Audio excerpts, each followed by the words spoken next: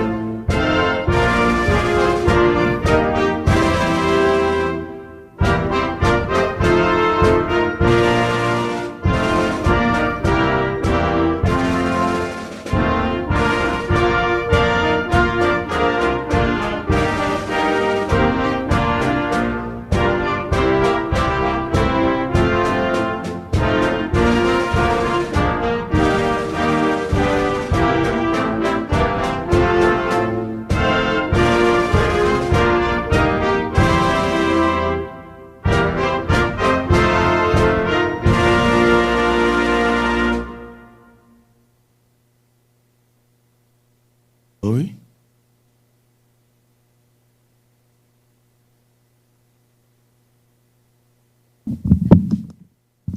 Pleasant morning, one and all. Reverence God with me as we pray. Heavenly Father, we bow before you this morning, O God, acknowledging you, O God, as our King and our all-supreme Creator, O God. We bow before you this morning, O God, because you are truly deserving of our praise and all our honor, O God. We pray even as we look to you, O God, that we come to you, O God, with hearts of gratitude as you continue to guide our nation. We pray, Heavenly Father, even for our cabinet members who are gathered here, mighty God, that you'll continue to grant them the necessary wisdom, the necessary fortitude, O God, and the peace that passeth all understanding, O God.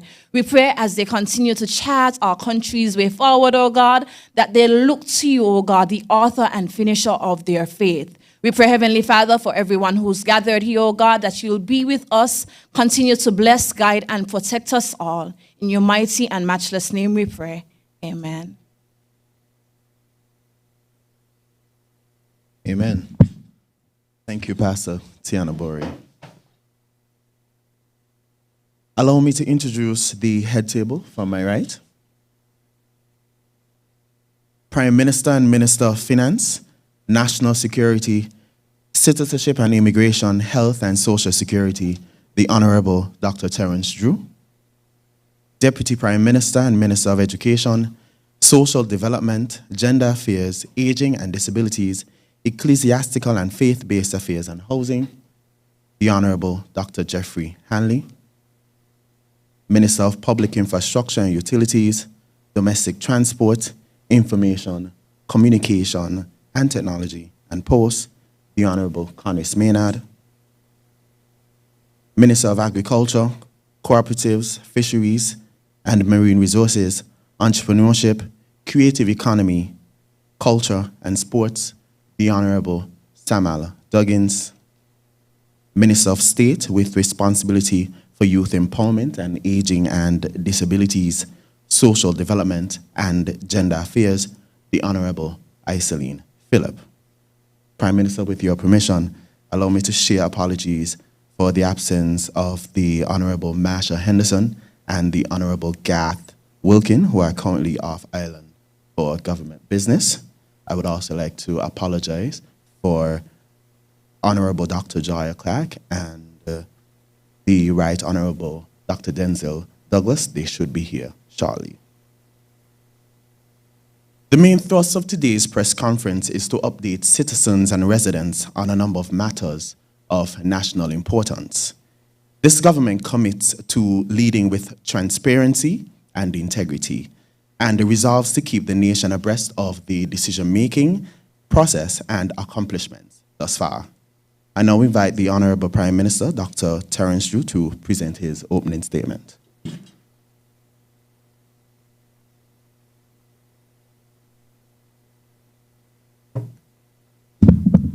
Good morning to all. Good morning to our fellow citizens who are listening, media, residents of St. Kitts and Nevis who are viewing online and listening via social media, any other type of medium. I want to say from the onset that we are not only catering for those who can hear, but today we have introduced with a professional who is doing sign language for those who are hearing impaired. In my recent meeting with them, they indicated that they feel left out, and rightfully so, that the government is informing the people and they are not given the opportunity to be duly informed. And so I want to say that this is, of course, a pleasant and progressive step in making sure that all of our citizens, irrespective of their varying abilities, that they too can share with us, their government, in the advancement of our nation. I also want to take this opportunity to really thank my fellow cabinet members who are here today to update the nation as to what they have been doing. It's critical that a government continues to communicate effectively with the people, because that, of course, sets the best stage for cooperation, collaboration, and where those exist, for the country to advance. And so I want to thank them for their hard work and for being here today. As we close out the first quarter of 2023, I can confidently say that your government continues to work tirelessly on your behalf, the people of St. Kitts and Nevis. This Labour administration continues to govern with transparency, integrity, and accountability, as we intend to continue on the challenging path that requires strength and courage, the path towards good governance. And just to update you, just yesterday, I participated in an activity, a democracy forum that was led by the President of the United States of America, Joseph Biden. And one of the things that was said that was quite striking is that we can never, ever take our democracy for granted. We must continuously work to preserve, strengthen, and, of course, to improve it. It is hard work that all of us must do, citizens of this country, if we are to preserve it. And so we must never, ever take it for granted that we live in a democratic nation. And that is why your government is really committed to the principle of good governance, which really is the most beautiful premise in which to build a democratic nation. Today, I want to deal frontally with the issue of national security. I also wish to specifically address the issue of violent crimes, particularly those involving firearms and resulting in fatality. Inquiry has shown that these are linked to gang violence.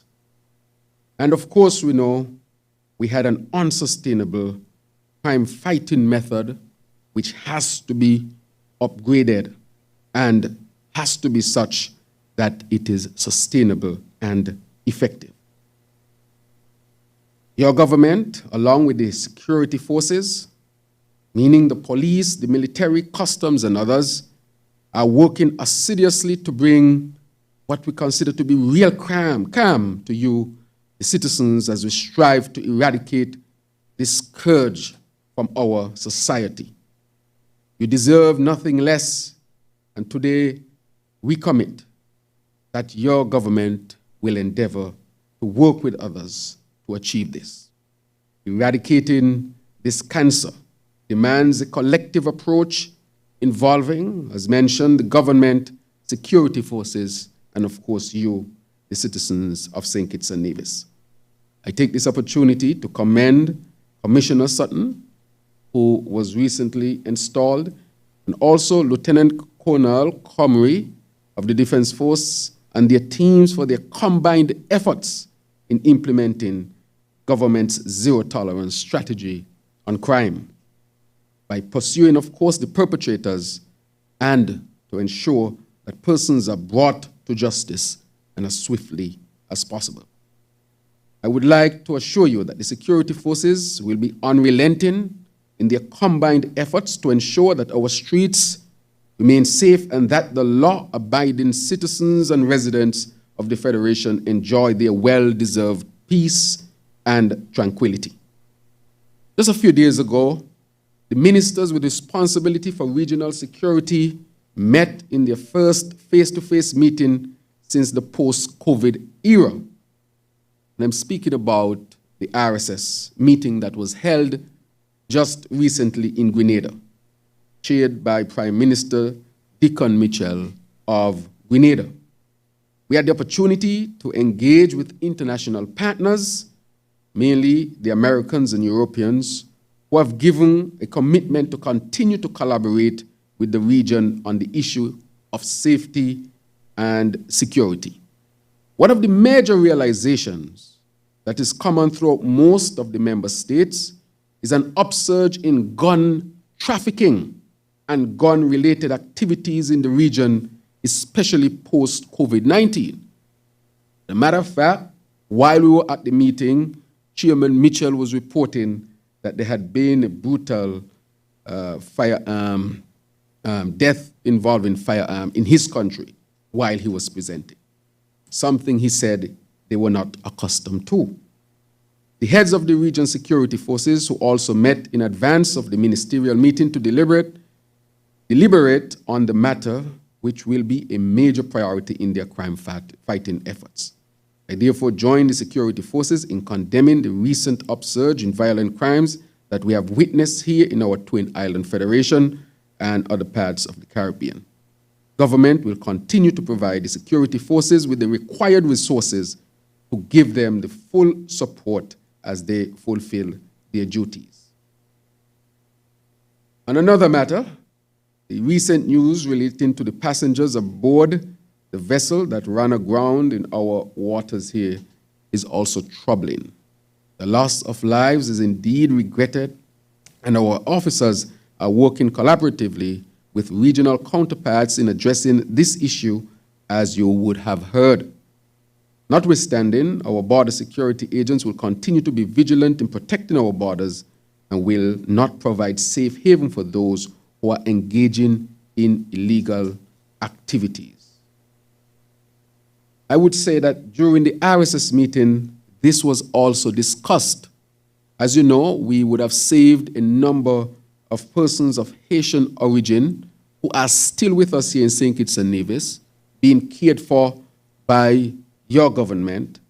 And just recently, as you know, that a boat that was leaving Antigua and heading to other territories capsized here in our waters. And I want to thank those of the Coast Guard and others who were instrumental in saving their lives. And what had been discovered is that there are persons engaged in human trafficking. I think this is the first time that this would have happened with persons of this nationality.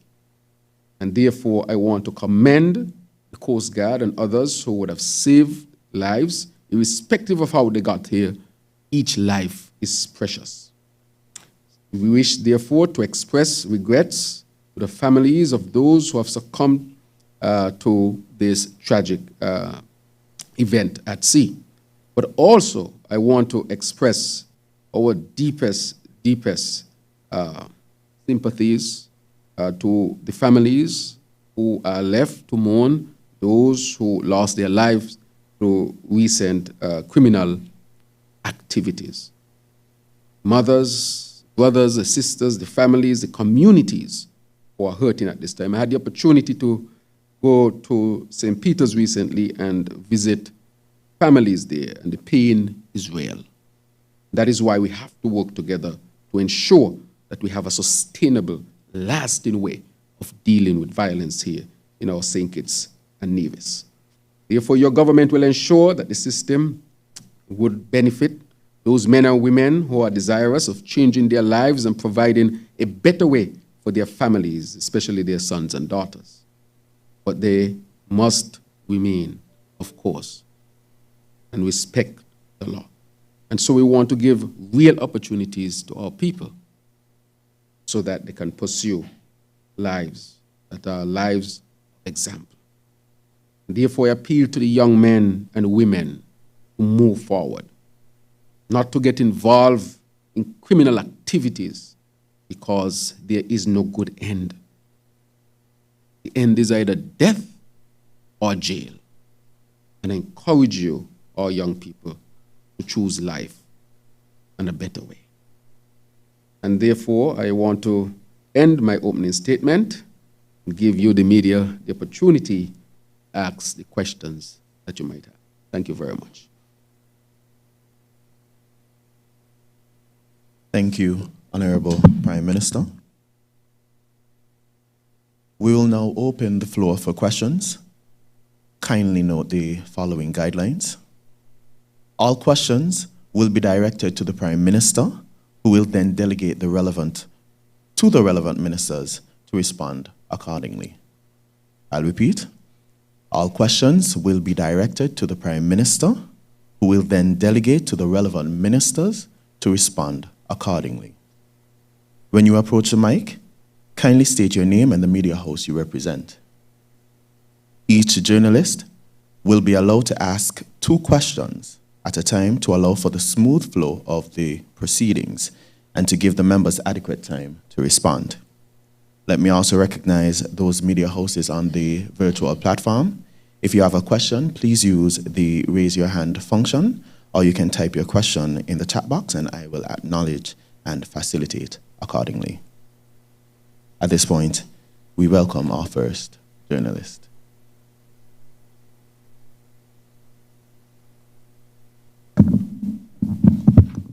Good morning, Prime Minister and other cabinet members. Glenn Bart from SKN Newsline. First 2 questions. This first question really is on behalf of a citizen of the country. That person told us that an application for PEP assistance was made online, and the application was made on behalf of an autistic individual. However, it seems as if something occurred between the application process and she was told that there were several bits of information missing. Now, it appears that after some contact with the department, that missing information was not allowed to be entered. And the person was told that no decision can be made on that particular application until Cabinet meets and discusses the PEP program. The question that the person wants to know is, why is this so? Because apparently, from from her understanding, other persons with missing information were successful. Hers was not. And so the question is, if there is a bar on special persons with special disabilities, what other programs are available for assistance? Now, my next question to you, Mr. Prime Minister, relates to the fact that leading into the elections last year, the Labour Party had made a commitment that the situation between St. Kitts and Nevis would be addressed, and that after you got into office, you met with the Premier of Nevis, you had some discussions, and it was agreed that a task force would be established to look into the matter. CBI program was one of those matters. What is the situation with that now? Because it seems as if the committee or the task force has not been formed, although Nevis has submitted the names of individuals who will serve on the task force. Can you elaborate on that, please? All right, thank you very much, Bat. With respect to the PEP program, I'll turn it over to the senior minister responsible for the PEP program, and the other minister is also here. And so I will allow them the opportunity to discuss that one, and then I'll respond to the second question with respect to the task force. Thank you very much. Pleasant good morning. I'm going to ask the junior minister to respond, and I will lend support if necessary. Good morning to everyone. Thank you for the question. So in relation to the PEP program, it's unfortunate that this individual wasn't able to complete the application at the time when applications were open. What we're doing right now is we firstly was prioritizing those who submitted a completed application within the categories that have been publicized in terms of prioritizing persons with disabilities, the elderly, the unemployed with children, and employed with children. So in relation to the question that was asked, we are at this time trying to facilitate those and look into those who would have perhaps submitted an application that was incomplete. Because from the initial round of considerations, we prioritize those who submitted a complete application so that they can be considered. So for the individual, I would recommend that they contact social services, share their name and information, because now we are trying to identify and go through the applications of those who did not complete their application to give them an opportunity to complete those applications so that we can consider them for the second cycle of payments. I'd like to remind the public that as we continue to work on upgrading the program and putting in some systems to institute the program to provide need to the most vulnerable, that we are transitioning the program, and part of that transition includes a condition where it is a short-term cash transfer social assistance, so persons with the understanding that you are benefit from the program for 6 months initially before you are expected to graduate off of the program if you no longer have the dire need in comparison to other persons. So we'd ask the public to be patient with us as we are really trying to ensure that we support those who are most vulnerable and in need at this time. So for those who you may know that you have an incomplete application, we are getting persons at social services to go through those and contact individuals so that they have an opportunity to complete their incomplete applications, which were not initially eligible for consideration. But at this time, that is what we're trying to facilitate. So thank you very much. And if I can just add one thing, Mr. Bat, there are some very basic things that have been asked on application, and for whatever reason or reason, some persons are not forthcoming with information. Typical example, there are many times I've been approached that they are not on the PEP or they were taken off. And when I check the system, sometimes in their presence, up to their very bank account that we are requesting, they have not provided their ID. Some have not signed the application. So where should the money go? In the ear? We continue to bring about change in the program, and we are not going to deprive anyone who is duly deserving of benefiting from any social program that our government will be offering. Thank you.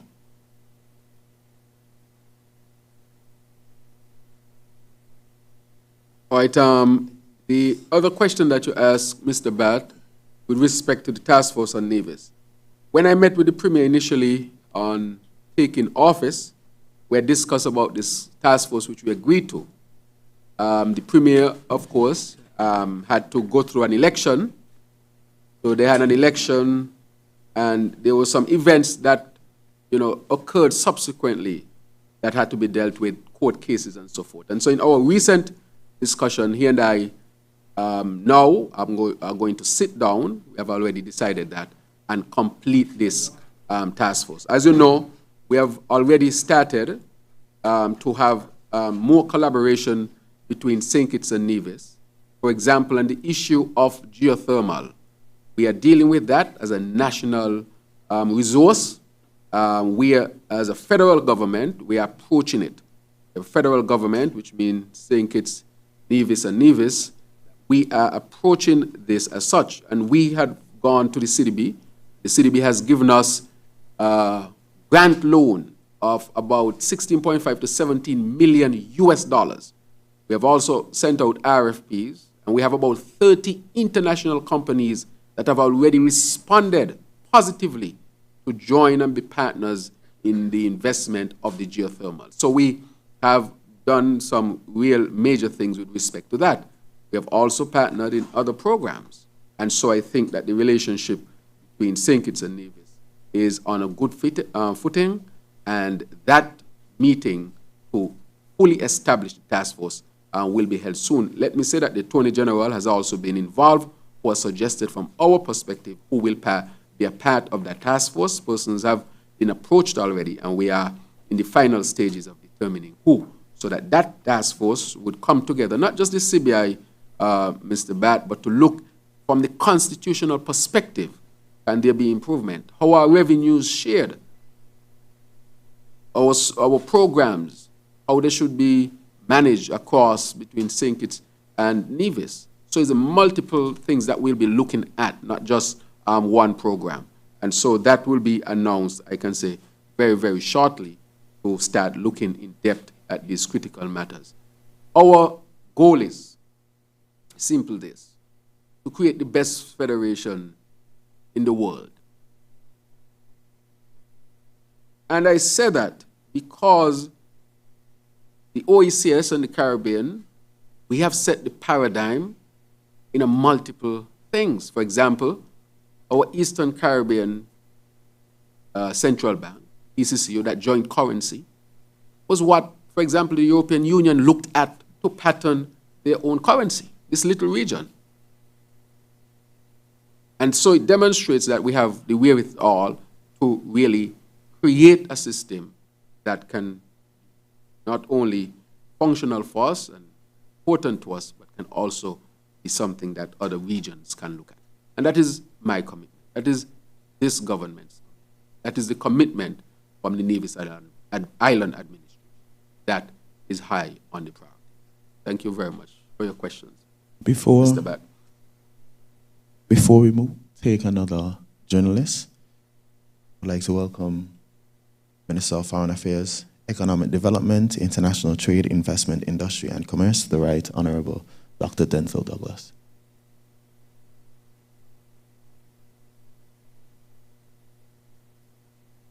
Good morning to everyone. I am Shani Carvey from ZIZ Broadcasting. The water engineer from the Water Services Department called for a national conversation on water pricing. He said that $20 for water in 2023 is not sustainable for world-class water service. Has there been any considerations made toward this call? Secondly, can we also get an update on the persons seeking asylum here? Thank you. Thank you very much. I think that the minister responsible for Congress Maynard take this question. Thank you very much for that question, and good morning to all.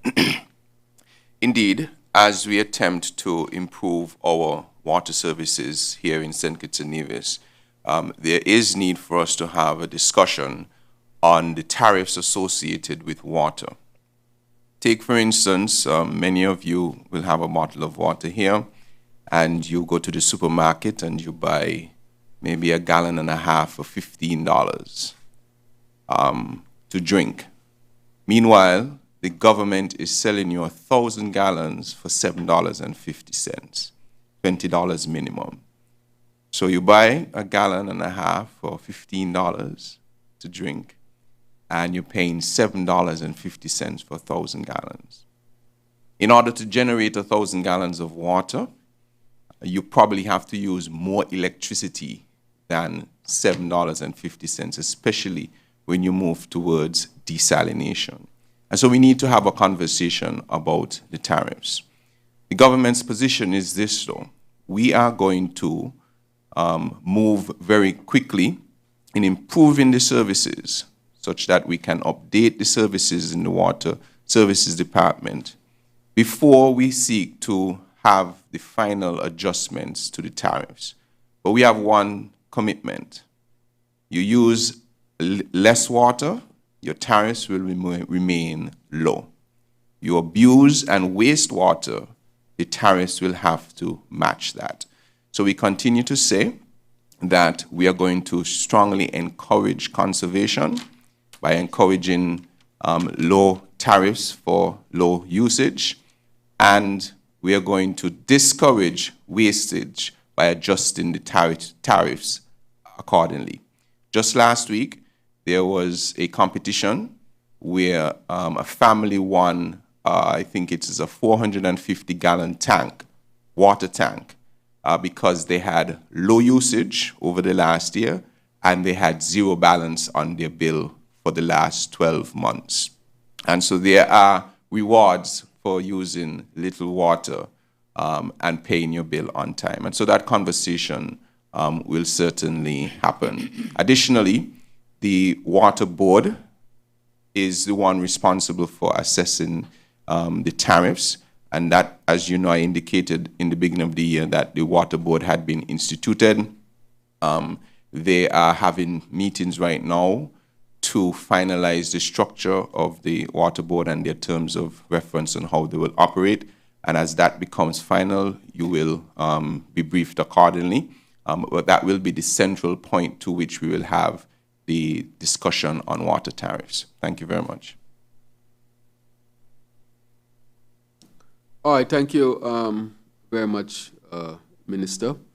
With respect to the question, speaking about the persons who are seeking asylum, I think we all know the background. There was a vessel carrying mostly persons of Haitian descent. That vessel was captained by those, of course, who are involved in human trafficking, charging persons up to $5,000 and more who go from one island to the next. That is a crime. We know that the boat had issues and was adrift, and that our Coast Guard again intervened and this time saved all of them. And so I want to congratulate the Coast Guard once again. They were taken into custody. They are being treated with our good hospitality at the cost of the government. I think it's costing us at least $1,000 per day. This is not a cheap undertaking, which includes medical checks. And one of the persons is pregnant, and we had to make sure, of course, that she sees an obstetrician and get the best care that she can get in terms of medication, nutrition, and so forth. So we are really carrying this financial burden, but it's our commitment to treat our Haitian brothers and sisters with the utmost humanity. And so they are located at a community center, but of course, with the necessary conditions, separating male from female, and ensuring that the pregnant person is given the added condition that she will need to be as comfortable as possible. And as we assess the situation, we will determine very quickly whether we need to take her from there, take her into other, conditions that will be conducive to her condition presently, that being pregnant. And so that is where it is. So the case is to be heard. As you know, there was an injunction placed. The judge lifted the injunction and said that it is to be heard. And so I would say that we would hear the case and see where the case, what the judgment would be. We are, of course, looking closely at what will happen, but irrespective of what happens, I want to assure the public, assure the Haitian nationals who are here, assure our regional and international partners that our attitude is that while they are here, they will be treated humanely and respectfully. And so we await the hearing, and I will not delve much more into the specifics of the case, as you know, because it's an active case that is taking place. But those are the general principles on which we are dealing with this particular matter.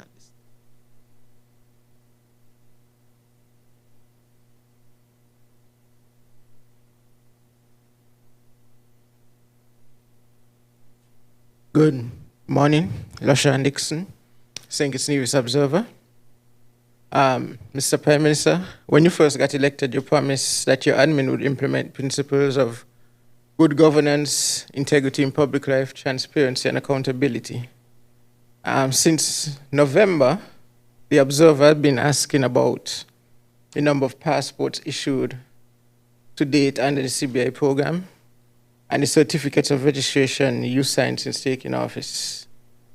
We have been informed that over 30,000 passports have been sold under the CPI in total.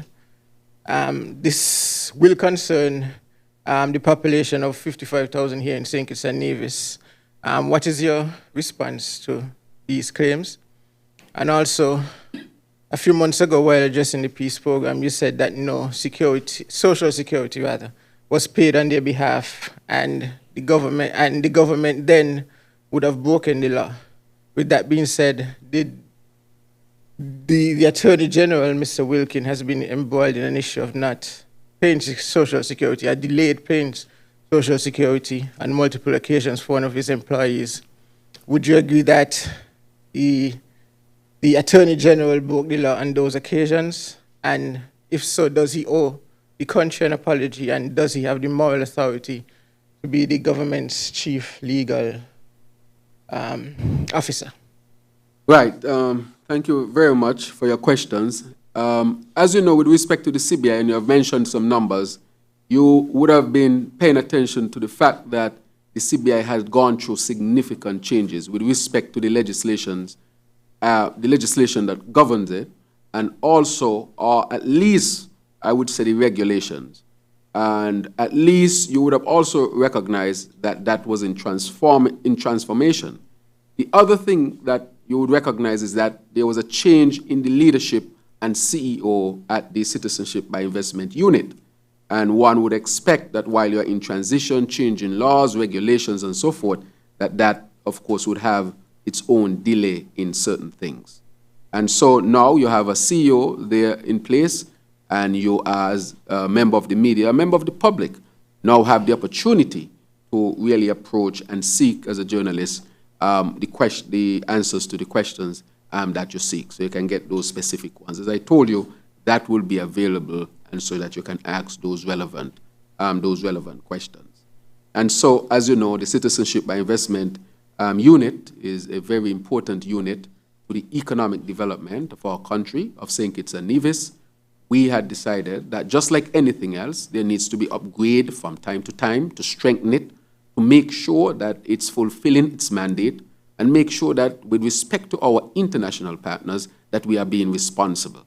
So these upgrades will come from time to time, and of course changes will come from time to time. And the questions you asked with respect to the CBI, I would say that now we're in a position where information is finally being tallied, and gathered by the new administration at the CIU unit to be presented. And I'm sure you're aware of that whole process that we would have gone through since taking office. You asked another critical question with respect. Let me say on the program, the alternative lifestyle, I don't call it peace program anymore. I think that we have to, and even they on the program suggest a better name to call it.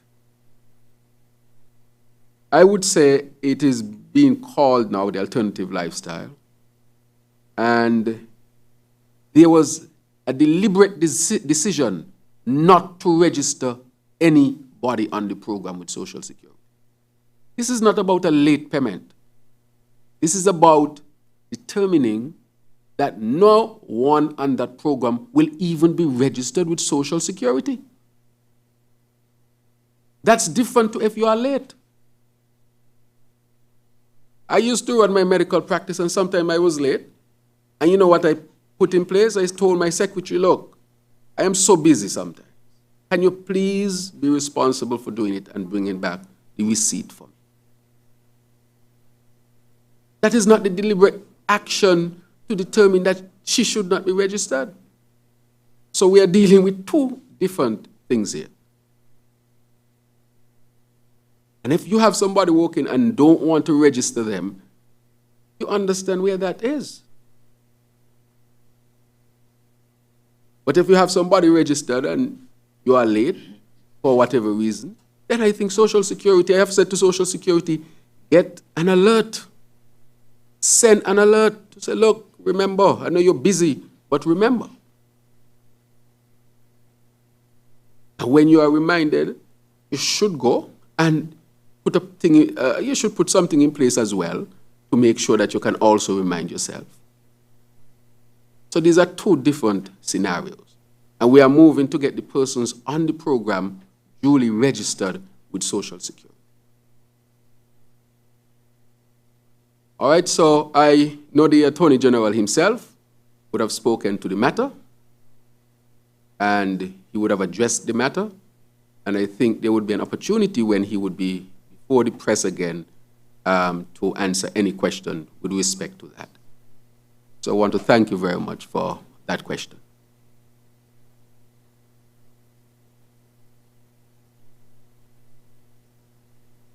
Good morning, Ralston Rankin, Sugar City FM. Honorable Prime Minister, the last time I spoke on this issue of St. Peter's and the main road and the sidewalks and so forth, the Honorable Minister, I think, was off island, so I'm glad to see him here today. Yes, that question remains, and I've been getting a lot of complaints from the residents and especially the bus drivers about the St. Peter's main road, also a terminal for the bus drivers as well. And, you know, I'm sure you can, you know, elaborate on that a little bit. And also my next question is about the farmers and the monkey situation. I also see the minister here as well, you know, so hopefully we can get a little bit of clarity on that and the situation and the help that, if there is any, you know, for the farmers. Thank you. Thank you very much. As you know, St. Peter's is my constituency, but the minister is here. I'll let him go first. Thank you, Mr. Prime Minister, and thank you for the question. I recently updated that the process is well underway for the rehabilitation of the St. Peter's main road. I want to urge, though, because of the significant size of the project, which is the entire project actually is from the roundabout at the airport right along to, is it Odgies it's called, Mr. Prime Minister? Correct. All the way up to Odgies. Although I've asked Public Works to prioritize from Odgies coming downward. This process takes a long time before you can start moving material. And that process would have started this year, now that we've been given a budget for it. Previously, there was no budget for the St. Peter's main road. It was not considered part of the main road rehabilitation project in the last administration. So the process is well ongoing, determining the scope of works. Then they will put out a tender for persons to bid on the work that they have developed. It involves a number of things: drainage, sidewalks. There will have to be surveys done for persons living along the street to identify what the condition of their structures are, because there will be vibration on the road and so on. There will be disruption. There will be coordination with the utilities such as flow, if electricity has any underground cabling there, and water. And all of these things are already happening. I just want you to think, for instance, building a home. You have to go through the stage of getting an architect first to design it, give you a concept, then they have to do the drawings for that building, then they have to take that to the building board, you have to take that to a contractor to give you a pricing, and those things usually take a few months for one house. This is going to be in excess of $10 million by the time it's finished, so it's going to take a little bit of time, but it is ongoing, and work will begin sometime later this year. And I will get a further specific update on the actual timing where they are now. I think they should be ready shortly to send out the tenders for the persons to be able to bid on the start of the project. So it is ongoing, the work is being done, but it will take some time. This is different from, for instance, some of the paving you will see us do, where the public works will just go in, scrape off the top, and relay the foundation, relay the coat of asphalt. That is not what we are going to do with the St. Peter's main road. There are areas that need widening, sidewalks that need adjusting, and so it's a complete plan, and we are going to do it properly. So I just want to urge caution. What we are going to do, though, we are going to assess as soon as our asphalt plant is back up, which we hope will be in another 2 weeks or so. We're going to assess where there are any critical areas that we can temporarily mend until the overall work is done. But know that Public Works is working on it, and bet your last dollar the Prime Minister is going to make sure it gets done. I would like to say... sorry, and you mentioned the bus terminal, yes. So I've had the privilege to meet with the bus associations, and this was one of the items.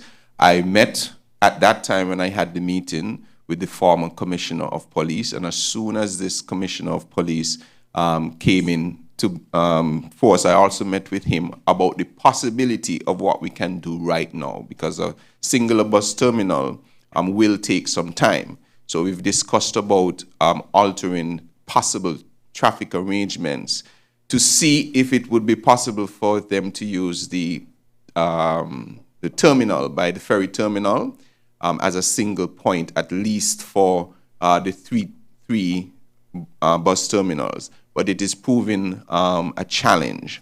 And so we will continue to work through that in terms of how we can facilitate, in particular, the St. Peter's bus route, because they don't have any bathroom facilities, they don't have anywhere to shelter.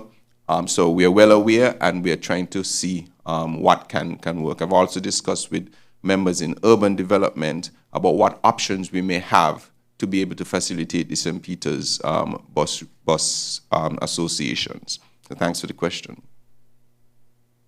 I think that is well answered. Just to reinforce as the representative now, not the Prime Minister, that this has been a commitment that we made, and the budget reflects the significant investment that will be made in that road. Once and for all, we want to get that road done with the necessary sidewalks and to deal with the issue of the St. Peter's bus stop. That is also a high priority, and I'm happy that the Minister, of course, has been looking into it, and we are looking at alternatives. And we are committed to pursuing that as well and get it resolved. So I'll leave it there just to say to the people of my constituency that the St. Peter's Road is a priority, and unlike what happened before, this is budgeted for, and the work, the scope of works and the planning and so forth, as explained, these are being put in place presently. So that will be resolved.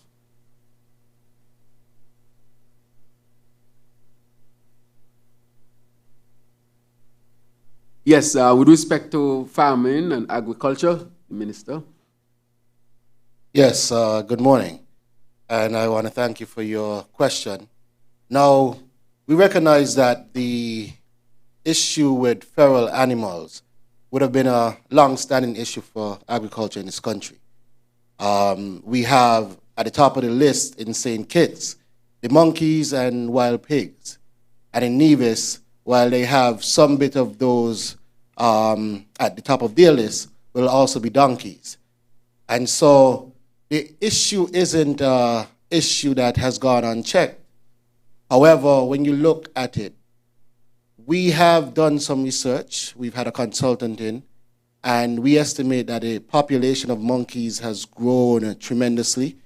They're anticipating right now from research that there's about over 30,000 on St. Kitts alone. And so the idea is, how do you manage that? Because you have a number of things that one must consider.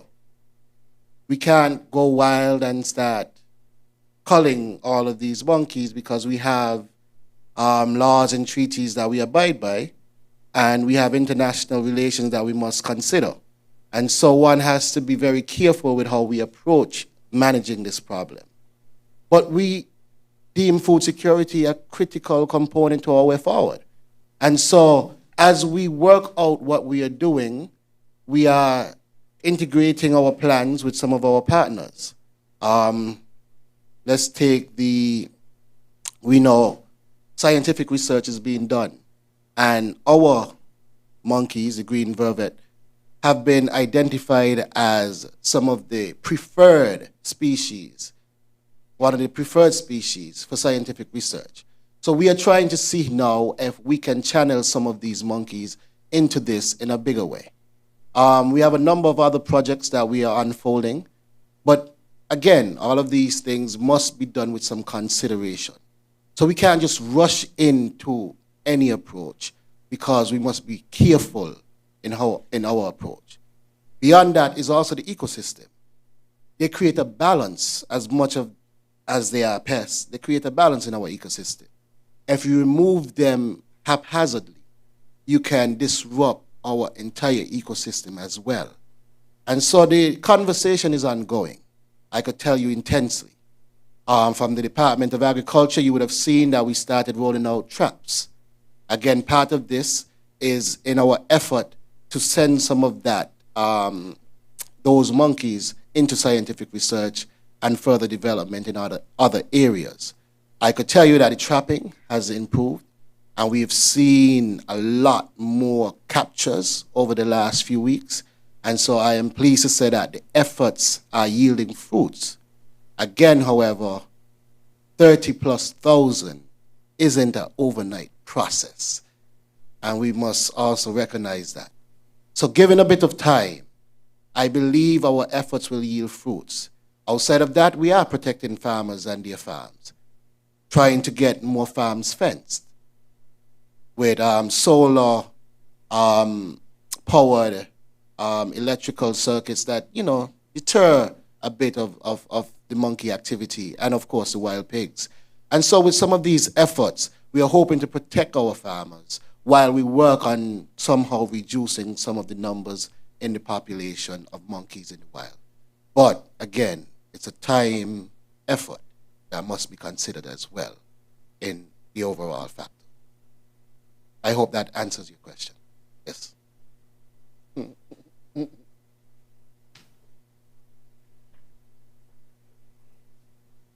Good morning, Devon Cornelius, WinFM.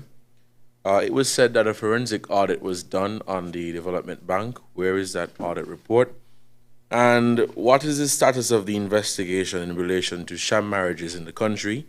Have the committee members met as yet? Thank you. Right. Thank you very much, Mr. Cornelius. With respect to the issue of the sham marriages, the committee has been meeting, and they have collected a lot of data and information, and they will put their report together and the necessary actions taken to ensure that marriage as an institution, and for many here in St. Kitts and Nevis, it's a holy institution, must not be abused, and also our citizenship must not be abused either. These are criminal activities, and therefore they are being addressed by the Ministry of National Security, and it is being pursued, and the information is being had, and on completion, that will be shared shared to the public. With respect to the development bank, as I've said, the audit, forensic audit, is completed, 193 pages long. Oh. Now you have to be a real man not to cry when you read that audit. When you see the things that are in that audit. The millions that are missing can't be accounted for. No audit of the development bank was done since 2018. And the excuse is COVID. So we had COVID in 2018, we had COVID in 2019 in the bank, we had COVID in the bank, and COVID in 2020, 21, up to now. And I say that to say that I can speak more freely now. I did not speak more freely before because I did not want people to lose confidence in the bank. The first action was to stabilize the bank so that when I speak freely, people would know that the bank is safe. And I can say today that the bank is safe to the point where we have small loan program going on, to the point where next week we will launch, or the bank will launch, 5% interest for student loan, existing loan, and loans that would be had from that point onwards, so that our graduates can have reduced monthly payments and be able to have a larger disposable income and enjoy their lives and move out of their parents' house before they are 40. That is what is happening to our graduates. People are asking if it's a punishment sometimes to go and study. The bank will be in a position to do that. But the audit has been done.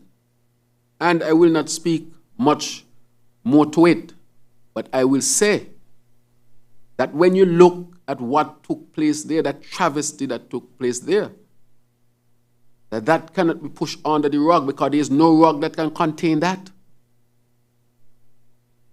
That has to be pursued so that things like these will never happen again. Let me say that these are some of the things that we found when we got into government, a bank that was almost going to crash. That, of course, would have effects on some of the programs we wanted to implement. You can't go and implement a 5% student interest loan when the bank is crashing. No money. Overdraft greater than what the bank has. Serious issues the bank had, but we had to stabilize it. So I want people to know that the bank is stable. When you go over to National Bank, the first deficit that the bank has suffered and was not able to pay dividends for the first time in its history at the National Bank. Once again, the bank is stable and is in good stead to deliver. But the reason why I'm talking about these things now, I couldn't speak about them before. Otherwise, people would lose confidence in the bank. But this is what we met in the banking sector. Total mismanagement and irresponsibility, especially in the development bank, with no audit, no responsibility to international partners, regional partners, and others. Run like a bar shop. Hundreds of thousands of dollars collected from one place to be divided. I mean, I wouldn't get into all the specifics because these things will be pursued. But those are the things that we found in government.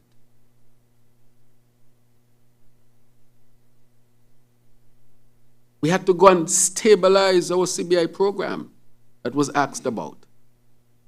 Did not speak about it before because, again, I did not want people to lose confidence. But we had to stabilize the country before we can move forward. People didn't even have water. I mean, I see, of course, my constituent here from Keyon. He knows that in Keyon you go weekends without water. Water had to be a priority, and I want to thank the Minister for Water. We didn't have electricity. The generators were old and dilapidated. We had to rush to buy new generators, send parts to France that took months to repair. We have a bill in front of us of $109 million to get 2 updated generators, plus we might have to go into renting at the cost of $300,000 plus per month, plus fuel. And none of that cost we are passing on to our people, because post-COVID we are saying that we can't leave our people without electricity. The government is paying for that. I'm sure it's going to cost us more than $100 million this year just to keep electricity prices at a cost that our people can afford. Of course, that takes away from the social programs you want to have. But water is essential. Electricity is essential. And so we had to make tough decisions. Do we cut a little bit here to make sure people have electricity and water? Stabilize banks? Students can go to study? These are tough decisions that we had to make. But of course, we are capable of making them. So we had to make them to keep our country on solid footing, which we have done. This is a country there will always be challenges. It's not that there would be challenges or not. The question becomes, are you up to deal with the challenges? But this is life. You will have challenges. We will have challenges. But have you elected a team that can deal with these challenges? Surely. Surely. Dealing with all of these matters, from as basic as delivering water, for example, to the people in my constituency, that is the type of work we had to do to bring our country back into good. Suffer the deficit that we should not have suffered because of the inflows and the management. We know, for example, that how the money was used for electioneering, creating unsustainable programs.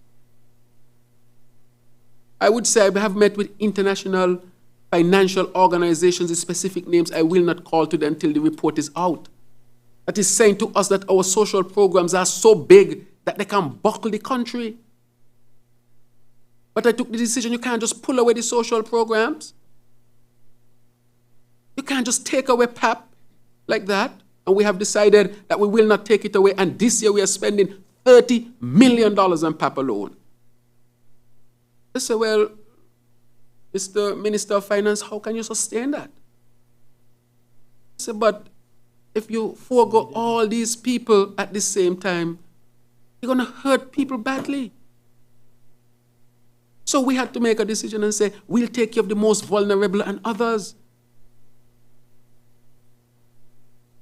Look at the cost when you add up these social programs. Social Security is paying more out than it's taking in. This is not sustainable. And so therefore, while they are calling for stricter measures, I'm saying that we have to be compassionate with our people.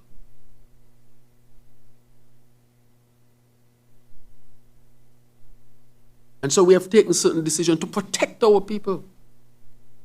Even though sometimes you might say come with a little bit of pain or a little bit of bitterness. We'll strive to protect our people so that they can have the best opportunity. So that is what we had to do to stabilize this country and to stabilize this federation. And we have taken the tough decisions, prudent decisions, to make sure that this country will remain or become once again, rather, number one. That is what we are striving for, to be number one. And so I ask our citizens to look at what we inherited. Objectively look at it.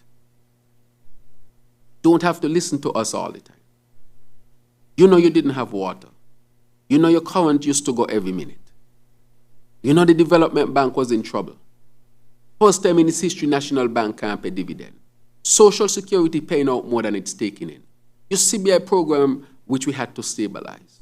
Your tourism industry, which is the slowest growing in the OECS right now. Why do you think is the slowest growing in the OECS? Because a political decision was made to keep the country locked down when the country should have been opened up since May in terms of all the restrictions. On scientific ground. Delay us May, June, July, August, 3 months. Millions lost because those ships that would have made the calls during that time, we lost them. Persons who would have booked their flights during that time, we lost them. They choose other jurisdiction. And so when you look at the report from the central bank saying it's a Nevis, is lagging. But I want to thank the Minister of Tourism, who traveled a lot and continues to travel. And I tell a man travel because each time you travel, more boats come. She has, of course, brought in a new airline because our second largest base of tourists come from the region. And I know she's out there working on other airlines to increase airlift to St. Kitts and Nevis, to expand the tourism product and the tourism industry. And so those are what we found. That is why we as a government had to make certain decisions to make sure that we protect our people and we protect the integrity of our country while we usher in principles of good governance. Thank you.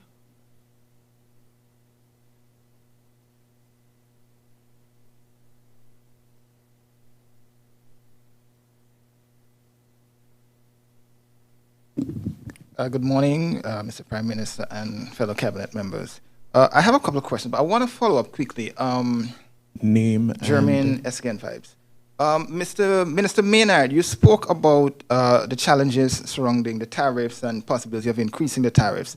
But can you say how is the ministry working or the water department working to address the issue of water wastage through leakages in pipes and how much that would cost to replace the existing pipes and infrastructure surrounding water? Mr. Prime Minister, you mentioned, you went to tongue just now on the issue of the development bank, but you did not clearly state what exactly the government is going to, what action the government is going to take. Are you going to, one, seek those persons who, quote unquote, would have, I don't know, I don't want to say steal, but you know, I haven't seen the report. I haven't seen the audit report. So those persons, would it be repaying, having them repay the monies, or would you be seeking criminal charges against those persons surrounding Development Bank? And my actual questions, Mr. Prime Minister, I want to go back to the issue of the capsized vessel. What specifically, did you have any discussions with Antigua, meaning the Prime Minister of Antigua, surrounding the vessel and the next measures that St. Kitts and Nevis will actually take to deal with the specific people who are being housed on St. Kitts at this point in time? My final question for now would be the issue of investors. Can you speak to, I know that the IMF report did mention, did raise some concerns that revenue needs to be raised for St. Kitts and Nevis surrounding the challenges with all the social programs that we have. But can you say the level of investment that you expect to have in St. Kitts and Nevis, at least for the calendar year 2023? I think you asked a question with respect to the Minister for water.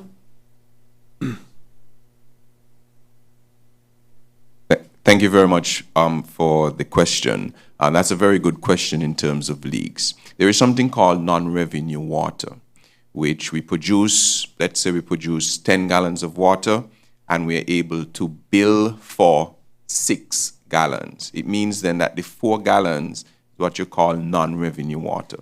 Our non-revenue water here in St. Kitts and actually around the region is very high.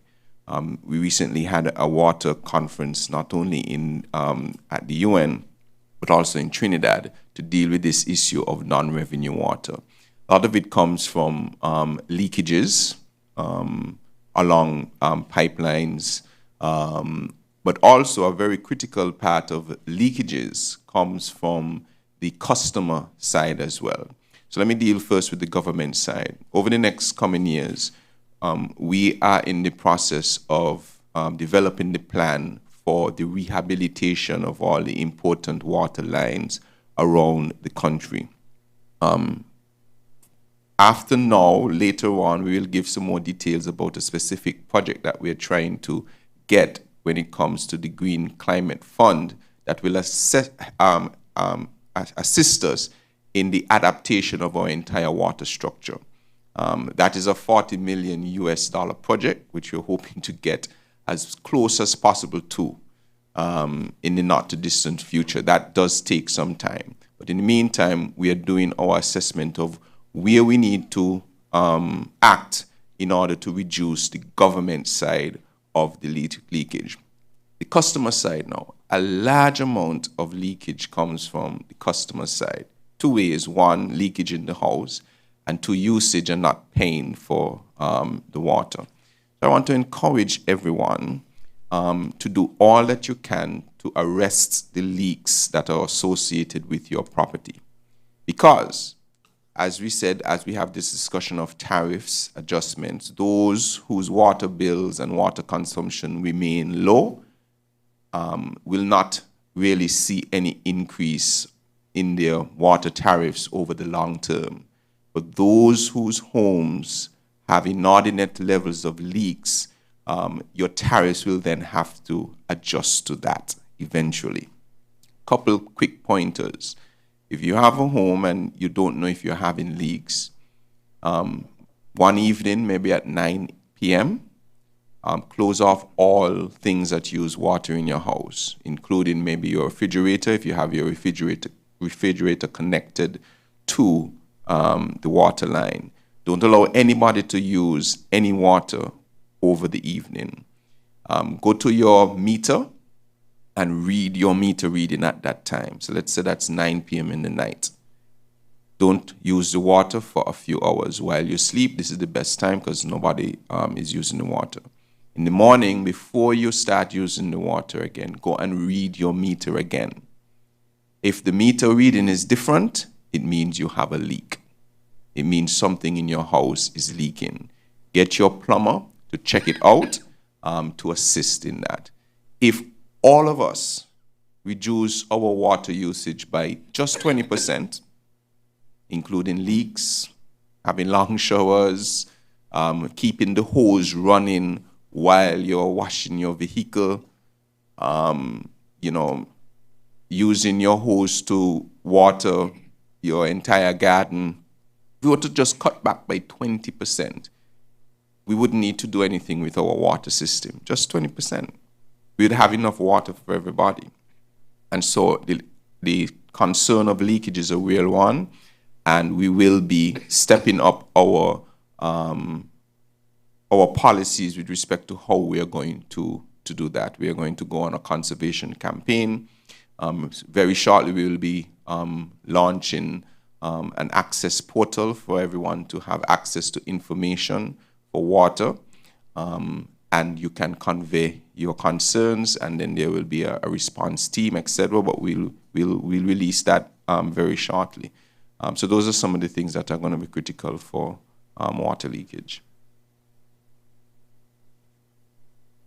Right. Thank you very much, Minister. With respect to the vessel, there's active communication between the Ministry of National Security here and the relevant ministry in Antigua and Barbuda. I have not personally spoken to the Prime Minister of Antigua and Barbuda, but relevant ministries and agencies are communicating extremely well. So we are determining the final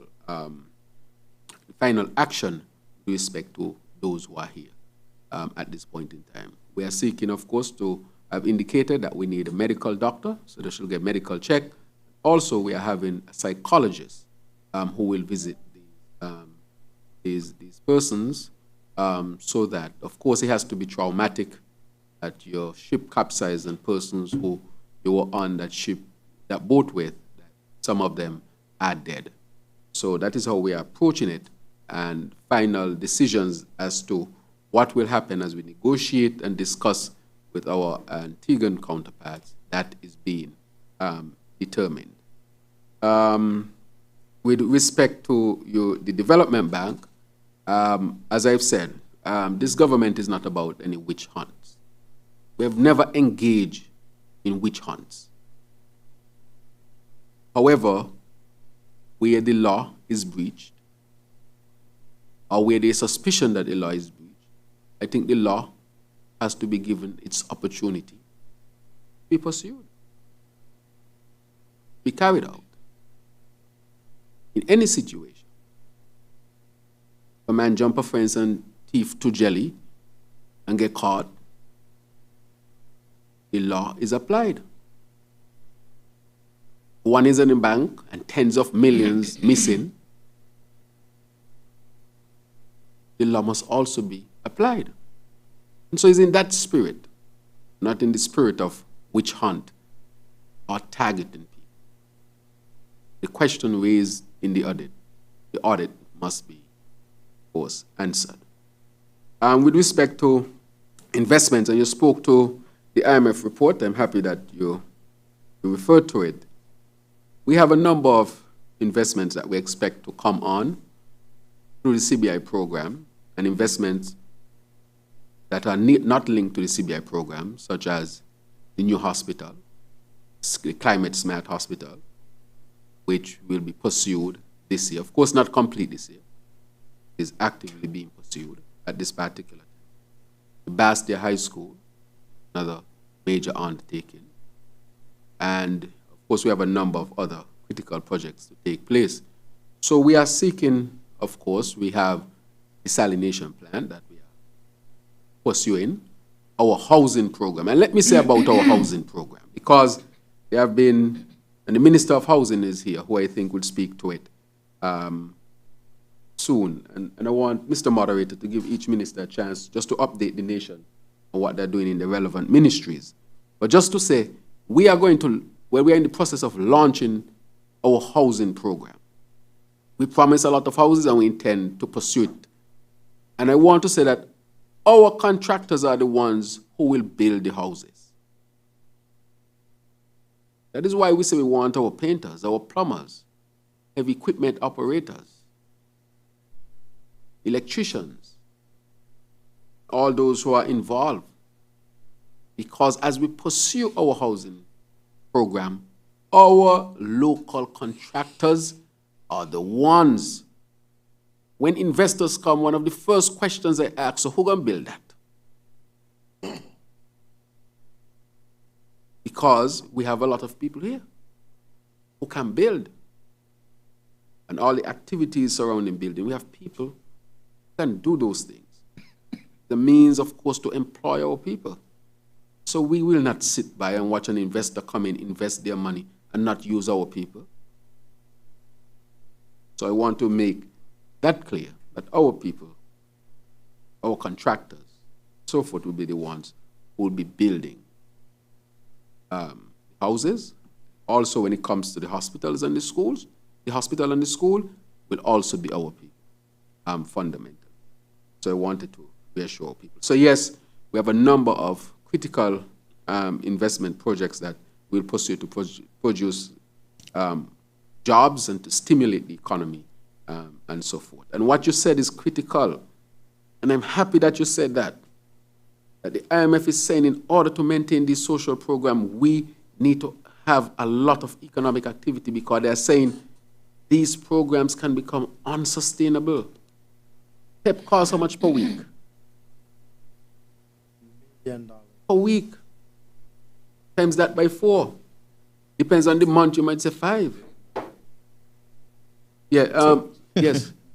The minister responsible for PEP. Based on the amount of persons we have on the STEP program, it's about 1.5 million now per week that we pay in wages. $1.5 million per week. Multiply that by 52. I mean, they're telling us that is unsustainable. Look at that. Least. And then add the PEP to that. The PEP is $30 million, at least for the year.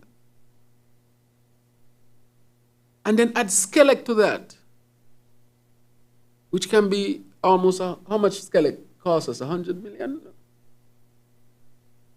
Yes, at least that. That's what? That's 108 million. 108 million. Let's do the calculation. All this in support of our people. Yes, Skelec to keep electricity costs down. PEP at 30 million with over 5,000 people. STEP at 1.5 million per week. And then you have the Alternative Lifestyle Program, which was heading to 30-something million dollars. That has nothing to do with schools and hospitals, maintaining roads. And they're saying to us, this is unsustainable. That we need to make changes now. But as I've said, we have taken the decision that we have to be compassionate and not to pass all that pain onto the people and see where we can sustain while we diversify the economy and look for other opportunities to raise revenues and get our people back to work. That is why we want to get the hospital going, the school going, the housing going, the road works going, and so forth, and other investments within the CBI program. That is the reality that we are dealing with. That is very, very serious. And so, there are some, legitimate concerns with respect to the PEP. Legitimate. You can't dismiss people. I wouldn't dismiss people at all. So we are striving our best to help our people, especially the most vulnerable, the tune of $30 million. Because we care about our people. But I say all that basically just to point out, as I segue into that answer, to show you how much these social programs cost outside of just maintaining the other things that are to be maintained. Extremely, extremely costly and can hurt us really badly. All right, so that was on the Development Bank, the vessel, and investors. Thank you. Members of the media, thank you for your questions. We appreciate your cooperation. I will allow for the ministers to make their closing remarks, where they can give brief updates or share vital information on what's happening and what's to come in their ministries, starting from the Honorable Iseline Philip and working our way up to the Honorable Prime Minister. Sure, thank you very much, moderator. I think someone should pay attention. So in terms of updates, thank you for the opportunity. Just a brief updates and summary from both of my ministries. So I'll start with the Ministry of Youth, Empowerment, Aging and Disabilities. Like to first, since, we are in Autism Awareness Week, so I just want to give a little plug that today is Wear Blue Day. So I want to thank colleagues for wearing blue and also for sporting our Autism Awareness pin. That is what this pin represents. So the Disability Services Unit is actually working with the Cotton Thomas Comprehensive School in terms of executing activities for this week. So that's what's happening there in that regard.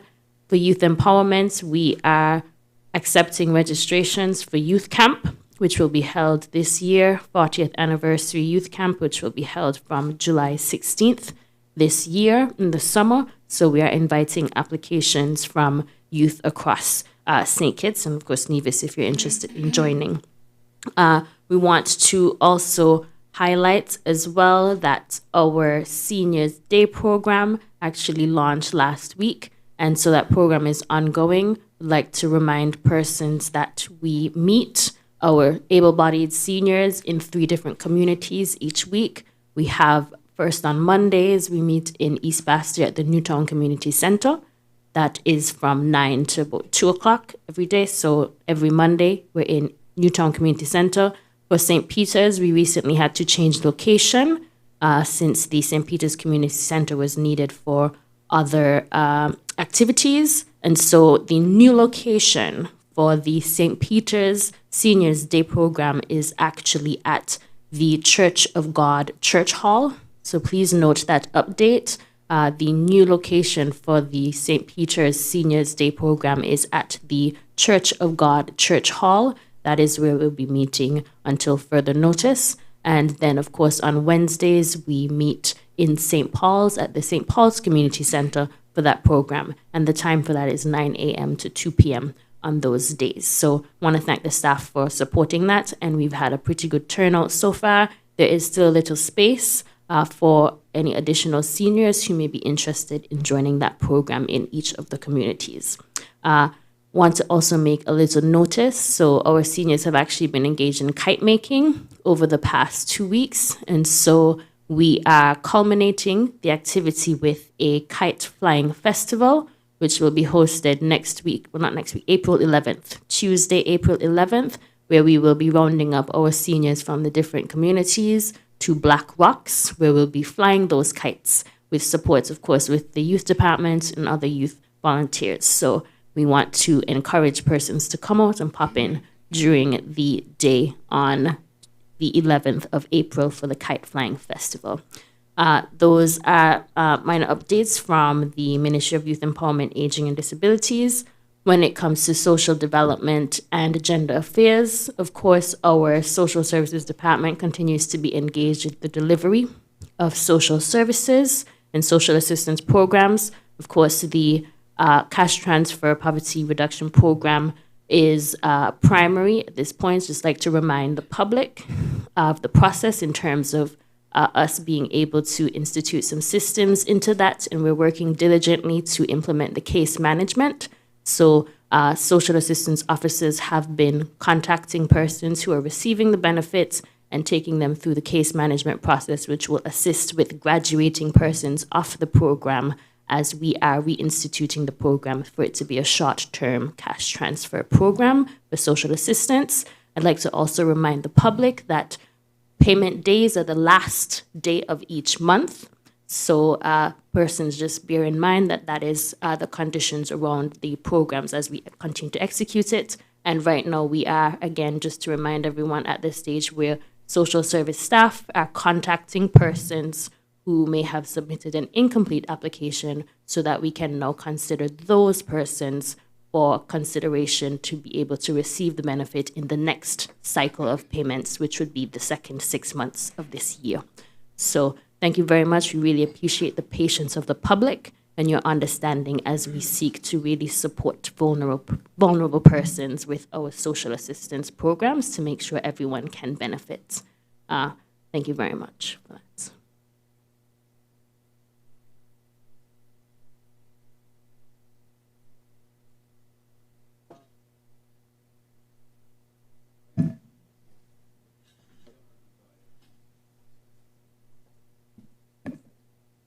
So I go for, okay. Yes. Excellent. Again, good morning to all. And from the perspective of my, my ministries, I want to start with the creative economy, which is a department within the Ministry of Sports and the Creative Economy. And in that department, I want to say that we've launched an ongoing series of meetings where we are meeting with the stakeholders of the creative economy. We've done a national roundabout, if you want to call it that. And now we are meeting with specific genres, specific creative aspect and groups within those areas. And we've been doing that now for some 2 weeks, and I must say it's quite intriguing, exciting, and we've garnered a lot of detail from persons in the creative field. And we've been able to share some of the ideas that we are developing with those persons as well. All of this is in an effort to launch the creative economy, because you would have recognized that when we came into office back in August of last year, we created this new department, The department encompasses culture, talent development, as well as entertainment and other aspects. The whole idea behind of it was that you had a number of different departments that were working in their own in silos. And so bringing them all together, we've created a more impactful approach to empower our creatives. And I believe that once we would have launched the creative economy in another few weeks, we would see our creatives being able to harness some of the things that they are asking for. Of course, we had promised duty-free concession on tools of trade. And a number of these type of efforts we are seeing being able to roll out in the creative economy that we intend to launch in a few weeks. One of the other things in the creative economy that I am also very pleased about is that I returned from a trip to Dubai a few weeks ago. And on that trip, I was able to discuss with some very interested participants in the delivery of a creative arts center. And this is something that the creative economy and the creative sector has been asking for some time, maybe some near 10, 15 years. And to be able to do that within a few months, have some commitments to be able to start a creative arts center development on the island, I think I am very pleased to have been able to do that. And with the support of the cabinet, and in particular, the Honorable Prime Minister, I am hoping that all is well, that we can start laying bricks to that by hopefully the end of the year, early next year. And so these are things that we've been working on very diligently within the Department of the Creative Economy. Now, briefly, as I move on to sports, of course, we know we are in athletic season. And so we've had a number of meets over the last few months. Quite exciting meets, I must admit. The most recently concluding inter-high school championship last weekend, where we saw the Charles E. Mills Secondary School emerging victorious again for the 7th time in a row and for the 27th time overall. And I want to take this time out to commend the Charles E. Mills Secondary on such a tremendous feat. However, I want to also take this time out to acknowledge the state of our sporting facilities. Now, over the last 7 months, we've been assessing the condition of all our sporting facilities. And they have been in a deplorable state, to say the least. If we look at our star athletic stadium, which is the Kim Collins Stadium, we will see the conditions, and we've heard the public cry about it, so there's no secret as to the condition of that stadium. Now, that stadium was built for our 25th anniversary, and we see over the last few years the lack of maintenance and what it has caused. I am happy to note, however, that we had submitted a capital project last budget session, which was approved. However, if you understand the budget cycle, those monies would have been able to be accessed somewhere in February, which happened to be the start of the season. So we could not address the matters prior to the start of this season. And so as soon as the athletic season comes to an end, which is within 2 months, we plan to start work on the Kim Collins Stadium. Just yesterday, I had a walkthrough in the stadium with representatives from Mondo, who deals with the surface of the track. And they promise a full report in a few weeks as to the best way forward for the track. But the building as well. There's a capital project where we'll be addressing matters concerning the seating, replacing all the seats, concerning the bathrooms, improving the bathroom facilities, the roofing, and the leakages, and a number of other factors that are creating a problem at the stadium. So while we were not able to do it for this season, unfortunately, because of the time that we got into office, I assure the general public that this will be addressed coming into the next season, for sure. And we will have a better stadium for our athletes, and we will have a better facilities for our creatives. And by the 2024 athletic season coming up. Beyond that, I also want to take this time in sports to commend Sugar Boys, who would have, over the last few weeks, done exceptionally well. We would have seen them up against St. Martin in Anguilla, where they emerged victorious, 3-1 victory over St. Martin. And then again, locally, where they defeated Aruba at the Warner Park Cricket Stadium, which is a multi-purpose facility. Now that put them at the top of their group, and we see them moving on, and the success ought to be commended of our local football team. And yes, they deserve a round of applause, indeed. Because I don't want to take all the time, and I do have a number of other areas that I preside over, I'll move on to agriculture. And in agriculture, I'm happy to note that we are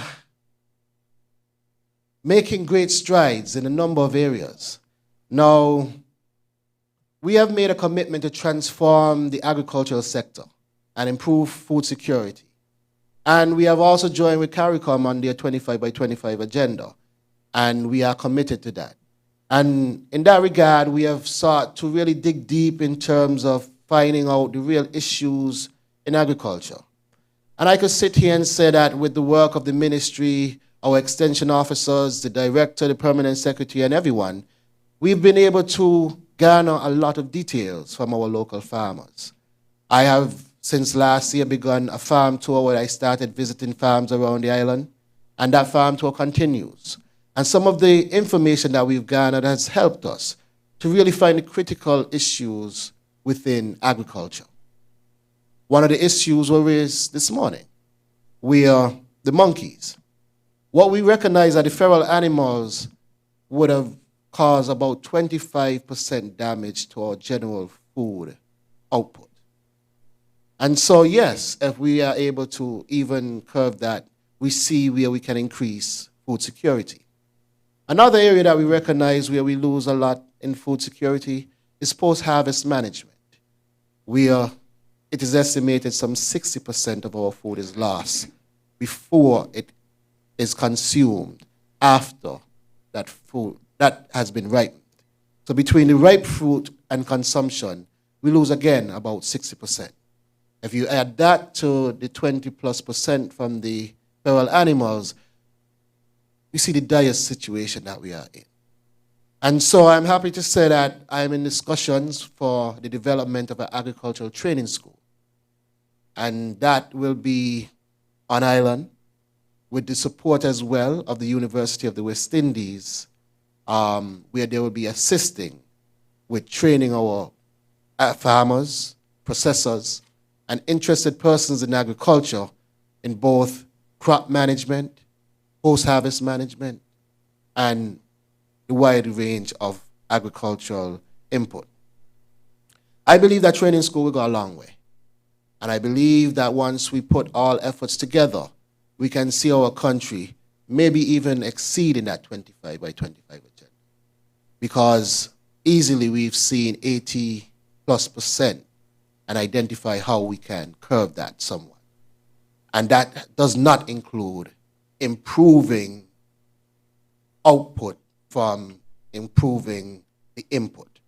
So if we improve agricultural input by planting more food, our greenhouse project that we want to improve, that's additional to managing that 80% loss. And so I believe that the prospects for the 25 by 25 agenda is real. And we are working diligently again towards that. Again, I mentioned the greenhouse farming.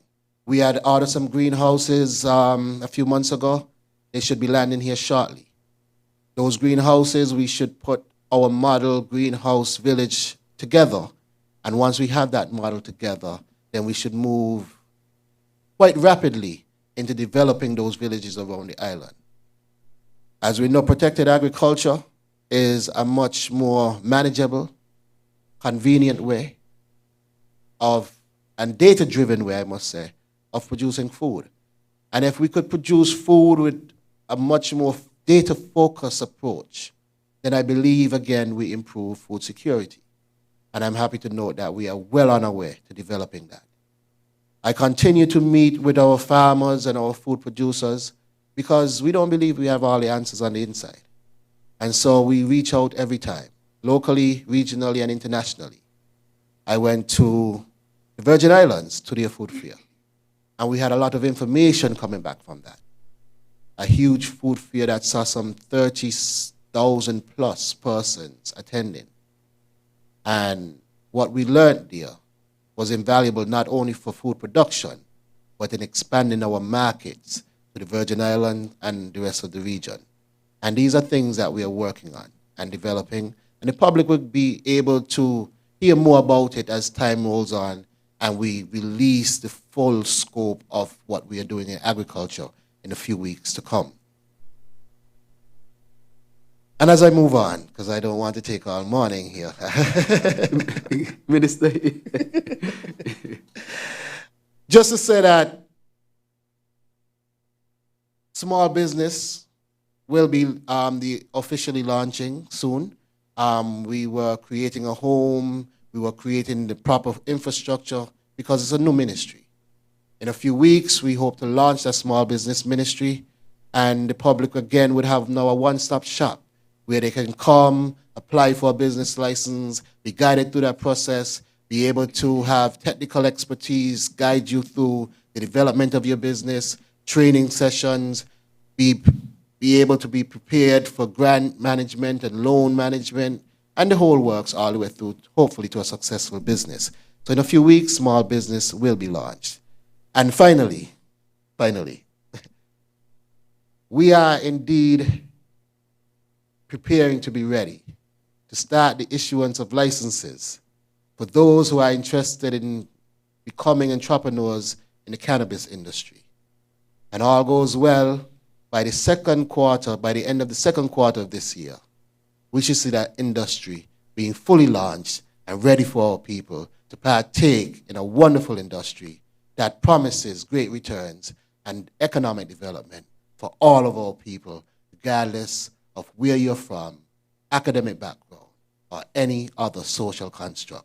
It is a wonderful opportunity for all our people, especially those most downtrodden and our Rastafarian community.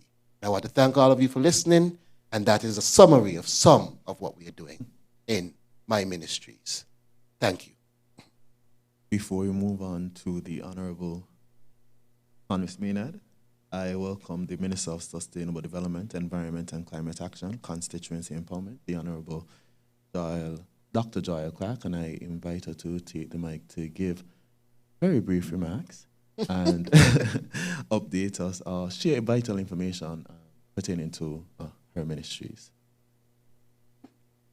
Good day, everyone, and thank you, host. I was hopeful for a minute that you said before we move on to Honorable Convis Maynard, let's just greet the minister and then move on. But now, I want to start by thanking the Prime Minister and by extension the Cabinet for accepting my delayed arrival to this morning's press conference. When we were confirming the date and time, I explained to the Prime Minister that we had a very integral session this morning at the St. Kitts Marriott, and it was a regional conversation for establishing a local grant for a regional grant in St. Kitts, hosted in St. Kitts, for community groups for climate justice and gender justice. And the Prime Minister, being one of our biggest champions in this space, said, you have permission to arrive a little late. And I want to thank you, not just for the grace to do that, but for also for the Cabinet members recognizing the importance of sourcing not just bilateral grants and government grants, but grants which are for community groups, which are for women in the gender space and for empowerment and climate justice. That's why I arrived fashionably late. On that point, I want to update from the Ministry of Environment, which is also one of our partners in terms of supporting the community work for empowerment and climate action. The ministry continues its legislative consultation to be able to work towards the single-use plastic ban I mentioned this last time we were here, and I will mention it every time we are here as part of our media consultation. The single-use plastic ban is a dual process. It requires government, it requires publicity from the media, and the next phase is really legislative amendments for small steps. We're not going to get to the point of absolutely no plastics in St. Kitts and Nevis before we get to one small step of having the legislative support, and the ministry is actively working on that front. We also continue our partnership with the Ministry of Tourism in terms of fleshing out a green zone approach to our upcoming festive activities. I thought that it was important to say that, especially since the Minister of Tourism is not here to champion this cause at the moment. Both ministries have recognized the importance of being champions for each other. And in this space, it's about creating a greener approach to our upcoming music festival. And both ministries have been in consultation on how do we approach this, how to make it possible for our vendors. We do know the cost of non-styrofoam products are pretty cost prohibitive, but we are working towards ensuring that even that small step can be possible for the upcoming festive season. In terms of constituency empowerment, the workers for this particular department have been identified, they have been trained, and we are currently completing what we call our community engagement phase. We know that for the past 7 years, the constituency empowerment has not really functioned as it ought to, so the last 6 months have been spent ensuring that the workers are fully operationalized, resourced, and supported to engage with our community. And just as Minister Duggins mentioned, very shortly we will have our full rollout and community engagement process for the Department of Constituency Empowerment. On the parks and beaches front, I mentioned recently that Parks and Beaches in Parliament, I think, that Parks and Beaches is now comfortably housed in the Ministry of Environment. And I want to share a very short story as it relates to Parks and Beaches. Yesterday I got a message and someone said to me, there's this comment that the Frigate Bay Road is full of plastic bottles and it's as if we should not have made a change because there's so many plastic bottles, and what are we doing? What is this government doing? And being an action minister, I immediately took a drive to Frigate Bay Road, and I observed something different. Yes, there were plastic bottles on the side of the road, but there were Parks and Beaches workers, fully geared, cutting the verges and digging out the plastic bottles that were in between the trees, and they had them on the side of the road. I called the manager and I said, what's this for? And they're doing the next phase, which is collection. It forced me to think of what really is the problem. Is a problem that Parks and Beaches now has to transition to collecting plastic bottles from the side of the road, or is the real problem that Kittitians and Nevisians throw plastic bottles from their vehicles when they drive, or leave plastic bottles, as I said last time I was here, in the very fancy lookout corners and intimate spaces in St. Kitts and Nevis? We have a behavioral problem that Parks and Beaches is attempting to solve by not only cleaning our verges and green spaces, but now collecting plastic bottles. We need behavioral change, and we need to do this collectively. So I'm grateful for the person who posted on social media that the place was Frigate Bay Road was dirty with plastic bottles. But I want to be even more grateful for all of us, including the media, for sending that message that it is not okay to throw plastic bottles from your vehicles or leave them in green spaces after you have used that area. I want to thank the Parks and Beaches unit for continuously working to keep our environment clean. On that line, the Solid Waste Management Corporation continues its own partnership with the Republic of China, Taiwan in terms of the Recycle SKN project. I want to thank each of our cabinet members here for joining our mission to recycle plastic bottles in our schools. And you saw us at Dean Glassford, at Joshua Obadiah, at the Newtown Primary School, the Branty Primary School. We have been in Antucker Clark, Deer Bay, St. Paul's. We have been in every primary school listed today, and we are pushing for our young students to understand the benefit of recycling. And what better way to do so than to have members of cabinet showing up, despite their busy schedules, to be a part of the recycling program. So thank you, Cabinet and Prime Minister, for supporting this initiative. The second phase of this Recycle SKN initiative includes the installation of a plastic recycling plant on the Connery landfill. And I'm happy to say that we have now, just yesterday we got news that we are able to move to the next phase of installation. What we thought was a huge setback in terms of electricity and financial support for it has been solved again because of our partnership with the Republic of China and Taiwan. So thank you to them again for always being there. The Acting General Manager, Ms. Judith Isles, has been behind this. And we want to thank the staff at Solid Waste for their patience and for sticking to it in terms of ensuring we are ready to install our own plastic recycling plant. From the Ministry of Sustainable Development, I want to mention that just recently, Cabinet, and you would have seen this in our Cabinet briefing from 2 weeks ago, the Cabinet approved NHC being able to build on any land, whether the land was issued from Sustainable Development or from NHC. And why did Cabinet approve such? There was this unwritten policy that NHC could not construct homes on lands from persons who obtained their lands through Sustainable Development. That was prohibitive to development, and that was not going to enable a very strong construction sector as we want.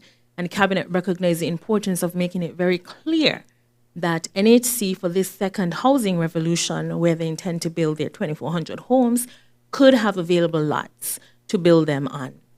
And that includes from persons, potential homeowners who receive their lands from Sustainable Development. So as of 2 weeks ago, it does not matter if you got your land from Sustainable Development, your house from NHC can be built. I think that's something that's very important, and I should say it again so that we can applaud the Cabinet and NHC for pushing for that and for Sustainable, for ensuring that happens, because home ownership is financial security, it's safety, and it's advancement, and it's intergenerational wealth. And our Prime Minister has said that several times, that our mission is to empower, and that's what we have done in supporting that cause from the Ministry of Sustainable Development. I'll end by saying I'm happy that the relationship between the Ministry of Agriculture and the Ministry of Environment as it relates to the management of our invasive alien species, the green monkey, we now have our own subspecies. So previously, it was the green vervet monkey. Currently, it is now the green monkey. We here in St. Kitts and Nevis, our 37,000 monkeys, they're their own subspecies. Previously, the relationship was soured in previous administration, but we made a commitment to improving every relationship that was required to support our farmers in particular, and we've done so. And we've carried that relationship even further with our joint national management meeting, where we had a management strategy meeting on how do we protect our farmers by managing the numbers of green monkeys in St. Kitts and Nevis. Very shortly, we will have our report that will be presented to both ministries for acceptance and, again, delivery to the people of St. Kitts and Nevis. Note that the management strategies came entirely from our farmers and other stakeholders, including our primate vendors from the Ministry of Tourism, including our homeowners, including our horticulturists. A management strategy that's from the people and for the people. And we also continued our relationship by signing our Memorandum of Understanding between the Ministry of Agriculture and the Ministry of Environment for the use of the Royal Bastia Valley, the bypass. If you drive across there, you would see the fencing. There are very restricted options for use of the Royal Bastia Valley. It is a protected area. St. Kitts and Nevis is one of the very few countries which have already met the 30 by 2030 commitment, which is protecting 30% of your terrestrial space by 2030, because we have a Central Forest National Reserve and all of our national parks, including the Royal Bastia Valley, which hosts our aquifer, is protected. So when the Ministry of Agriculture reached out about using it for the upcoming exciting, and I'll allow the minister to talk about that, agricultural open day, we established a memorandum of understanding which allows for an exhibition of all things agricultural, but also continuing the protection of the Royal Bastia Valley. Thank you. Thank you very much. Honorable Maynard. Thank you very much. I will try my best not to match my colleagues. But I must add, though, that it is a privilege to sit in this cabinet and listen to my colleagues, because it is clear we have specialists across all sectors of the government. And so when they speak, when we speak, people can have confidence that we know what we are talking about. Very quickly, with respect to the energy sector, by way of updates, I would have mentioned to the country some time ago that Skelec did not have sufficient capacity because the certain generators were not in service. There is one, the G1, which is a 6 megawatt generator, the alternator that was procured in France to replace the broken alternator, has arrived and is presently being installed. And so very shortly, we hope to get an additional 6 megawatt capacity back to the power station. This will be a great help if all goes well, and will help us to move to deal with some of the overhaul issues that we have, maintenance issues that we have with the other generators. The government still continues to pay a large subsidy for your fuel, for your electricity rates. If you look on your bill, you will see an FVC charge that is generated because of the price of fuel, but the government continues to bear that on average for about $9 million a month. So I want to encourage persons to ensure that your bill is paid, but also you can reduce your bill by reducing and managing your usage. Practice conservation at home. Lights cost money. And so if you're not in a bedroom, if you're not in a room, take off the lights, leaving appliances that can be turned off running. Those things carry up your bill. If you adjust again by 20-30% of your usage, obviously that will reduce your bill as well. With respect to our asphalt plant, I would have mentioned that the asphalt plant needed had severe damage to it because of the overuse and lack of maintenance over the past couple of years, especially during the construction of the Island Main Road. And so if we used it any further, it will probably have destroyed it. And so it had to be taken out of service and is being presently repaired. We anticipate that another 2 weeks or so is remaining on the repairs for the asphalt plant. As a result of the plant being down in the ministry, we decided to do a trial run. Nevis has an asphalt plant. At the time I had inquired about it, I think it was down as well. But we said, let us see how we can build some resiliency and redundancy by looking at the possibility of manufacturing the asphalt mix in Nevis using the asphalt plant and badging the asphalt across to St. Kitts. And so on Tuesday of this week, we did a trial run where the asphalt was mixed in Nevis. It is a very precarious situation because asphalt has to be done in what they call a hot mix. And if the temperature gets too low, then the application on the road will not last. And so we were doing a trial run to see how it is possible that we can make the asphalt in Nevis, get it on the badge, get it to St. Kitts, lay it, and see how that stands up. And so we have done that on Tuesday for the lower part of Market Street as a test run. It has gone successful so far, and we will evaluate the performance of the laid asphalt. So we have that option in the event that we have similar situations in the future. We anticipate that the asphalt plant will be back online very shortly, so there will not be a need to continue that particular practice, but we know that it is possible with cooperation to augment the services here in St. Kitts, and similarly if Nevis required the assistance in Nevis. I want to thank the Public Works Department of Nevis for being more than accommodating in this endeavor and the cooperation to make this a reality. We want to put our hands together for that cooperation. My staff told me they were more than helpful in this particular endeavor. And finally, with respect to water, we continue to push and prepare ourselves for the transformation of water in terms of identifying all that we need to do to facilitate the possible installation of the desalinated plant. Additionally, with the extra well drilling in Keon, we are hoping that the last repairs are now completed or being completed on the rig to drill the well in Keon so that we can add close to 500,000 gallons of water per day to that particular area. We're hoping, it has been quite some time in terms of the repair. Every time that they have done some repair, they find another issue because of the long time that the rig has been left abandoned here over the past couple of years. So as the Prime Minister mentioned, we have been having to deal with a number of issues of neglect across many of our utilities. For instance, in energy, there has been no investment in fixed capacity over the 7 years of the last administration. There has been no investment in water.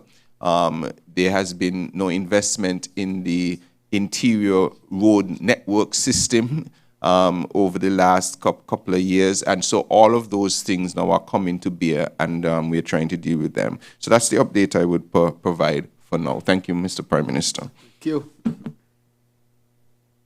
Honorable Dr. Denzel Douglas. Yes, thank you. Thank you, Prime Minister and Mr. Moderator. The ministry, of course, or the portfolios that I am lead in this government are the Ministry of Foreign Affairs, International Trade, Industry, Commerce, and Consumer Affairs, and also Economic Development and Investment. I'd like to start with the International Trade and Industry and Commerce and Consumer Affairs Ministry, because this is the ministry that is relatively new to me and which to a large extent impacts upon industry and commerce, etc., in St. Kitts and Nevis, and how we deal in business terms with the rest of the Caribbean and the world. Simply to say that the Consumer Affairs Department in particular, we've done some very important awareness work over the last few weeks when we commemorated Consumer Awareness Week and brought to the students in our schools the important role that they play in terms of determining what their parents buy and how they consume what they buy. This was manifested in members of the Consumer Affairs Department going into a number of schools, 3 different schools, launching this program among our students at primary school level. And then it culminated with a very exciting consumer affairs quiz that was won eventually by the Irishtown Primary School. We also, of course, continue to emphasize the important role that consumers have to play in paying close attention to prices and the quality of goods that they are purchasing and consuming on a daily basis. Even though there is existing legislation, quite a bit of it is still very inadequate. And we are planning to bring to the Parliament an upgraded version of what would be a harmonized piece of legislation that gives more authority to the state in support of consumers' demands with regard to better service and, of course, better prices. Speaking of prices, just earlier this week, the bakers have started to meet under the aegis of the Chamber of Industry and Commerce, speaking on the price of bread. So we are engaged in this particular exercise. You can be assured that we shall do what is expected of us as a government and ministry to represent the needs of the people, because the people's needs are also the needs of consumers, as well as those who provide service and the goods. The manufacturing sector continues to be a challenge. This was a sector that absorbed quite a bit of our unemployed people in the past, especially our young ladies. And I've used the opportunity last week and continued this week to visit a number of manufacturing centers in the industrial estate. The exercise is not yet completed, but I want to use this opportunity to again commend the workers, many of whom are ladies, close to 400, if not more, ladies still employed in the manufacturing sector. We want to emphasize that their work is dignified work. We want them to know that their role is critically important in the overall economic development of our country, and that the government will stand beside them and stand with the commitments that we've made, that there needs to be an improvement in the minimum wage that they earn on a daily basis. This is a matter that is on the front burner of this administration, and I'm sure you will hear more about this in the near future. In terms of economic development and investment specifically, this is again a new ministry, and we are just now about completing its build-out. We do not yet have all of the staff members of this ministry under one roof. In fact, they are still scattered in very many other different departments and ministries. I'm hoping that as soon as the space is available, we'll be able to complete this exercise. But just last week and this week, we have been identifying the important personnel who are going to play critical roles in rolling out the effectiveness of this particular ministry so that we would see opportunities for economic development and investment in St. Kitts. My colleagues have spoken of the various platforms from which they carry out their portfolio activities in support of the advancement of the government on the people's interest, of course. The Ministry of Investment and Economic Development is one which will bring the necessary support to these activities coming to the fore and thus bringing real relief and opportunities for our people. For example, we speak of housing our people. If we do not bring in the investors or use the existing investors in our country, then that particular mandate is not fulfilled. So we have to make sure, therefore, that we can encourage people to invest in these various sectors in our country. That's my role. That's part of my responsibility. We have to go far and wide, and also within the region and even within the domestic country, to ensure that there are investors who are being given the necessary support in terms of incentives in order to support the government's overall strategy for the development of our country. And so you would have heard from Minister Samal that he's been to Dubai and there is a performing arts center that is to come. All that has been as a result of the work of my ministry, in the sense that this is an investor who started out with us several years ago, but did not pursue that project because of circumstances. Over the last few months, with the change of government, we've had discussions, and the investor and his team are willing to complete that exercise, which Minister Samuel said is so critical to realize one of the important mandates that we have set for ourselves as a government. We have a number of establishments which have been closed, a number of hotels that have started and are still in a state of incompleteness because they had been near abandoned.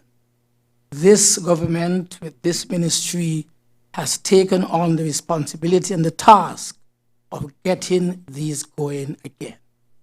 We have, for example, the situation in Kittitian Hill that was abandoned by the government at one time, the previous government, that is, after millions of dollars invested there, just simply abandoned because of political reasons. That has been picked up now, and we are pursuing quite vigorously new investment opportunities to carry forward the vision of Kittitian Hill and the vision of developing the White Gate area for the benefit of the people of St. Kitts and Nevis, especially the people in that part of the country who would have been the beneficiaries of the sugar industry that was closed back in 2005. So the important role that we have to play is jointly, we are all joined by the hip in ensuring that the country's dynamic investment and development portfolio is carried forward. I want to end on the Ministry of Foreign Affairs. We are in the process of consolidating our footprint around the world. We are, of course, using very many different tools and many different instruments, if you could call it that, to ensure that. We are expanding our diplomatic relationship with countries around the world. We are doing this against the backdrop of inviting investment into our country. And I want to say very little about the matter, but I will say that some of those who have been our successful economic citizens are now beginning to realize the opportunities that we have here. We shall tap them. They will come, and they will join with us in carrying forward our mandate. I end finally, as the Minister of Foreign Affairs, to pay a tribute to one of the fallen icons who would have changed the world by his life. And so I make reference to Randall Robinson, who just on Monday at our cabinet meeting, we took some time to recognize his passing. And I wanted to say a few words in this regard. So I say, especially to the media, that we as a cabinet have been deeply saddened by the passing of an international icon, the late Randall Robinson, founder of the Trans-Africa Group. Randall spent the latter part of his years with his family, that is his beloved wife Hazel and daughter Kalia, in his adopted home on this island of St. Kitts, of the Federation of St. Kitts and Nevis. Human rights activist, lawyer, and former president of the civil rights movement in America, Randall Robinson, whose stellar contribution to human rights advocacy in the United States of America resulted in the release of world-renowned political figure, the late President Nelson Mandela, and the ultimate dismantling of the South African apartheid system, as well as the restoration to power of former Haitian President Jean-Bertrand Aristide. We cannot utilize this late son of humanity without highlighting his tenacity and commitment to eradicating the inherent injustices and unfairness in political and social systems that epitomize Burns' conceptualization of, I quote, man's inhumanity to man, end of quote. His selfless deprivation, his frequent incarcerations in America, his hunger strikes, and his physical protest were all demonstrative of his struggle against the numerous inequalities that render life intolerable for the Black man. As modern-day philanthropists join in the refrain, Randall was futuristic in his advocacy for reparations for the perils of slavery which our people were forced into. I have had the opportunity of conversing with him on many occasions and always marveled at his intellect, marveled at his humanity, his humility, and the genuineness of the brother who fought for the rights of a people of Afro-American and Caribbean descent. Today, though his physical frame lies still, Randall's voice echoes loudly from the pages of the books he has authored in defense of the voiceless and downtrodden.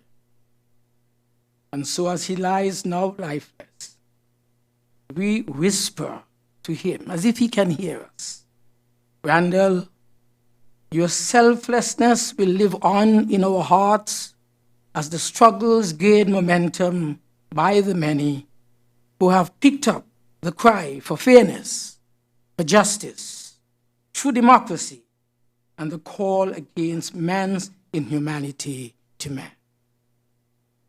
Hazel and Kelia, and you find strength and solace in the accomplishments that emerged from his struggles and sacrifices, advocating for his fellow men, and especially people of color.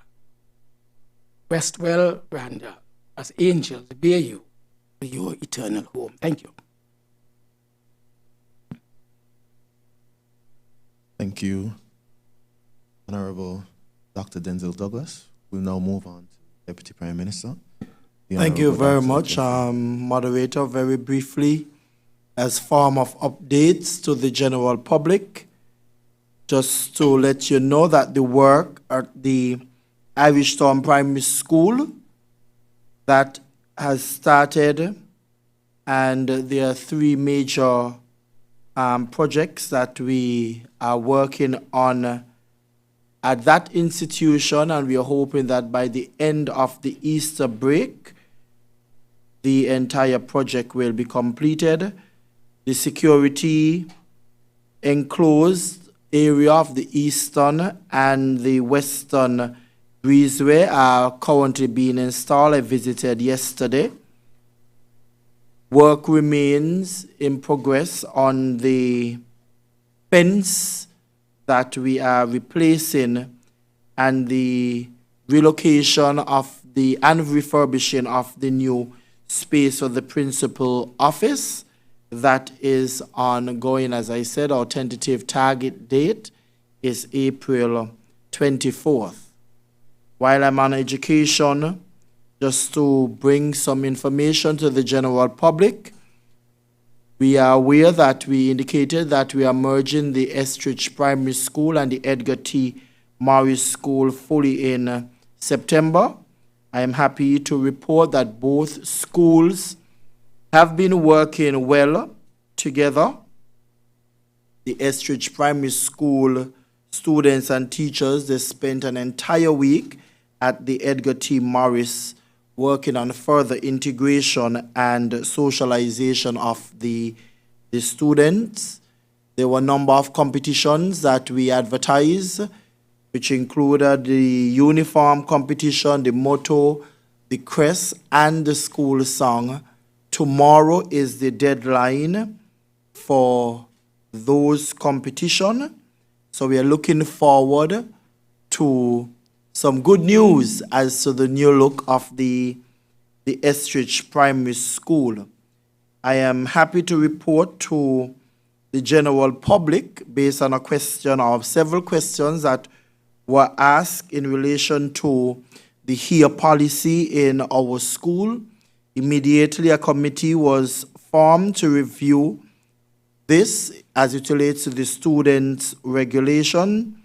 And of course, the necessary information is being crafted. And of course, we have to make sure that whatever policy we put out there, it does not discriminate. So we are working on that because, of course, the goal is to make sure that it is inclusive, respectful environment that promotes diversity and self-expression in the line of our school standards. So in quick time, we will make the announcement of the changes in our school HERE policy. I can only imagine the excitement from our students and some of the teachers as well.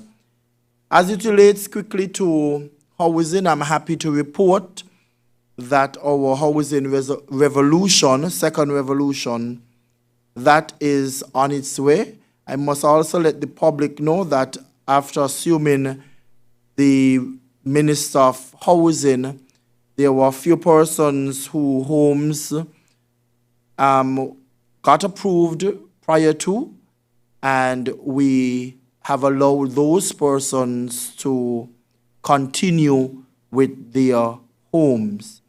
Another set of persons would benefit as early as next week, where we are going to be building some home or starting the process of constructing homes on persons' land. And I am happy to report that I have in my possession the model drawing of what the East Street homes will look like. There's one there. We are going to take that down as early in a few weeks and create two-bedroom models downstairs, two-bedroom upstairs, giving a different look to the area. I want to commend the E&J Construction, Mr. Errol Williams, for the Cornerstone Housing Initiative that was launched on Saturday, where you have a private persons, local investors coming on board to be a part of the housing revolution. And they are also partnering with the Bank of Nevis, where the financing is provided through that institution. So I'm happy that we have one of our local contractors on board, and there are several others I know will come on board as well. Under housing again, homes will be built on persons' land and also in project areas, but this time around, you would see a difference with those homes that we once used to call on the project. We are creating communities. So in some cases, you're going to see homes, you're going to see mini shops, you're going to see some sporting facilities, all within the same housing community. As I move on to ecclesiastical and faith-based, of course, again, I want to thank the country for how they responded to our National Day of Prayer. We have since had a seminar for our pastors and our church leaders on intellectual properties. They are in fact meeting as we speak, discussing some other issues and some other activities going forward. And I'm happy to report that we are going to do something big in ecclesiastical and faith-based in the month of June. I want to thank all of my permanent secretaries, all of the members of staff who continue to make sure that they keep my feet to the fire, while I, in return, make sure that they do their work so that the mandate and the objectives of the ministry are met. Thank you very much. I'll stop here for now. Thank you very much. I'll speak quickly and wrap up. First, let me thank all the ministers, members of the cabinet. What is demonstrated here today is that it is well justified why the people elected this team. And so I want to thank all of you for your hard work and dedication, your people, to the Federation of St. Kitts and Nevis, and encourage you to continue to work hard. I want to say that this is a united cabinet because it comes from a united party. We appreciate why that is important for national stability, upward growth and mobility, for the preservance of democracy. It is important to have organizations such as the St. Kitts Nevis Labour Party strong, critical. So I want to thank them and thank all those who really buttress us. Let me wrap up quickly by saying in the Ministry of Health, that's the only ministry I think I will speak to, we will be getting more specialists. I can say we'll be getting these 4 more specialists. The reason for that is that we have to improve the delivery of healthcare here in St. Kitts and Nevis. I have said that we will have an accredited hospital. That is how we are going to deal with the many issues at the hospital or in the Ministry of Health that have been there for a long time. It will take work, dedication, because it is challenging, but it is very achievable. By having specialists there that will deliver a type of care that is well required here, that specialized care, that advanced care, so that our people would not have to travel as much as they do presently. And so you'll get more on that as we build it out. We'll also have some specialist clinics that we don't presently have at the hospital. I also want to say we are now exploring extending the hours of the health centers, at least up to 7 o'clock, so that when people come home from work, that they don't have to access the hospital to check their blood pressure, their blood sugar, and they have more time to properly get checked. And so that is extending our services, of course. We have sought to increase the number of doctors at Poxon. We will do the same for Mary Charles. And as an update, I want to inform our people that at Mary Charles, we had pharmacists who would have retired. We are now in the process of recruiting more pharmacists so that we can even extend the hours at the Mary Charles pharmacy. It's a bit of inconvenience at this time as we seek to get. We have applications in to be pharmacists, so we're going to place over there. So I ask the person serving that area and the public for their patients at this time. We also hired more doctors recently so that we can have more services at the hospital, and that has been going very well. It should be fully built out very soon. Also want to update that we have about to start the training of the EMTs. Our objective is to convert that service, the EMS, into a professional service. It has a good base at this time, but there's always room for improvement. And so we want to take them up to the paramedic level. And so we are actually in serious discussion about that type of training. It is an expensive undertaking, but it is totally necessary.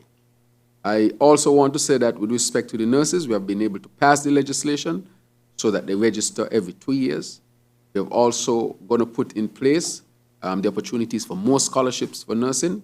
We're also putting transportation in place for nurses so that when they finish work, especially late hours, they can be taken home. But that has been a matter that has been affecting them. And so we are moving to get our electronic medical record in. Just this week, I met with the chairman, our local person for ECTEL. I said that it is time that we get our fiber optic. He has assured me that the bidding process would have been completed a week ago, and either of the companies now will implement the fiber optic so that we can deliver our electronic medical record. As you know, we're going to link pharmacies to hospitals and so forth. So when you shop at the hospital, your record can be at the pharmacy, and so they can see. This is really transformative. We have to, again, create the platform for it. I also want to say that PAHO visited, and we are in serious discussion about the national health insurance. A lot of work has been done for many years now, and so we are at the point where we're going to discuss putting a steering committee in place as to how we are going to seek to implement this. It's critical, very critical, because healthcare for us is not a privilege. Healthcare is a human right. So therefore, we will be, of course, seeking to do this, but with the participation of the stakeholders. The other matter I want to wrap up on with respect to this, with respect to the St. Peter's Health Center, that is going to be restarted. The old health center, is not suitable for the people of St. Peter's. And in addition to that, we are pursuing our climate smart, our smart, technological smart hospital at this time as well. So there are a lot of fundamental changes coming to health, which we will see improve services as services are already started to be improved. With respect to the eye clinic, we know that people in St. Kitts and Nevis are blind presently because they could not get eye surgery. Immediately, we sought to buy the equipment. The equipment has now arrived. So we are setting up now to restart eye surgery so that persons who are blind can now become, gain their vision, and those who are partially impaired can go back to full vision. And so we know some of them have been affected significantly negatively, but we need to get on track in terms of eye surgery here. Can you imagine nobody was receiving eye surgery in St. Kitts and Nevis? Basic things like these are what we are really talking about. I want to also extend my condolences to Mrs. Robinson and the family, and the passing, patriarch of the family. I have known Randall for a long time, not because he came here. In my early days of reading about the Black upliftment movement, African struggle and so forth, those who would have been in that space and would have been reading definitely read about Randall. So I want to, on behalf of myself, the cabinet of St. Kitts and Nevis, people of St. Kitts and Nevis, extend our sincerest condolences to Mrs. Robinson, the rest of the family. Say to them that they have our full support to go through this difficult period. As a matter of fact, I have a scheduled visit to the home right after this press conference. I want to finally say that irrespective of what we have found when we took government, many basic things that were missing, from lack of water to basic eye surgery, electricity, to banks that were in trouble, to a financial system that had become dependent mainly on one sector, the loss of the manufacturing sector, post-COVID, and social program that is unsustainable according to international financial institutions. Nonetheless, this team is going to take on all these challenges head on. Our people will always be first. We will always seek to protect our people and give them the best opportunity to live the best life they can here in St. Kitts.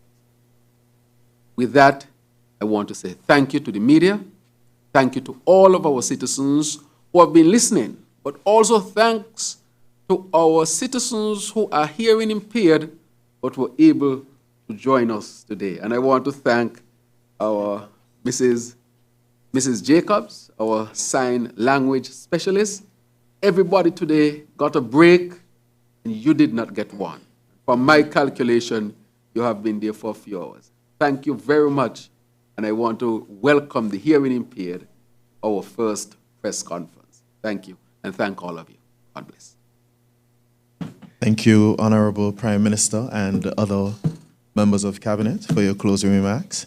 To the viewers and listeners, thank you for tuning in to this another Prime Minister's press conference. Thank you.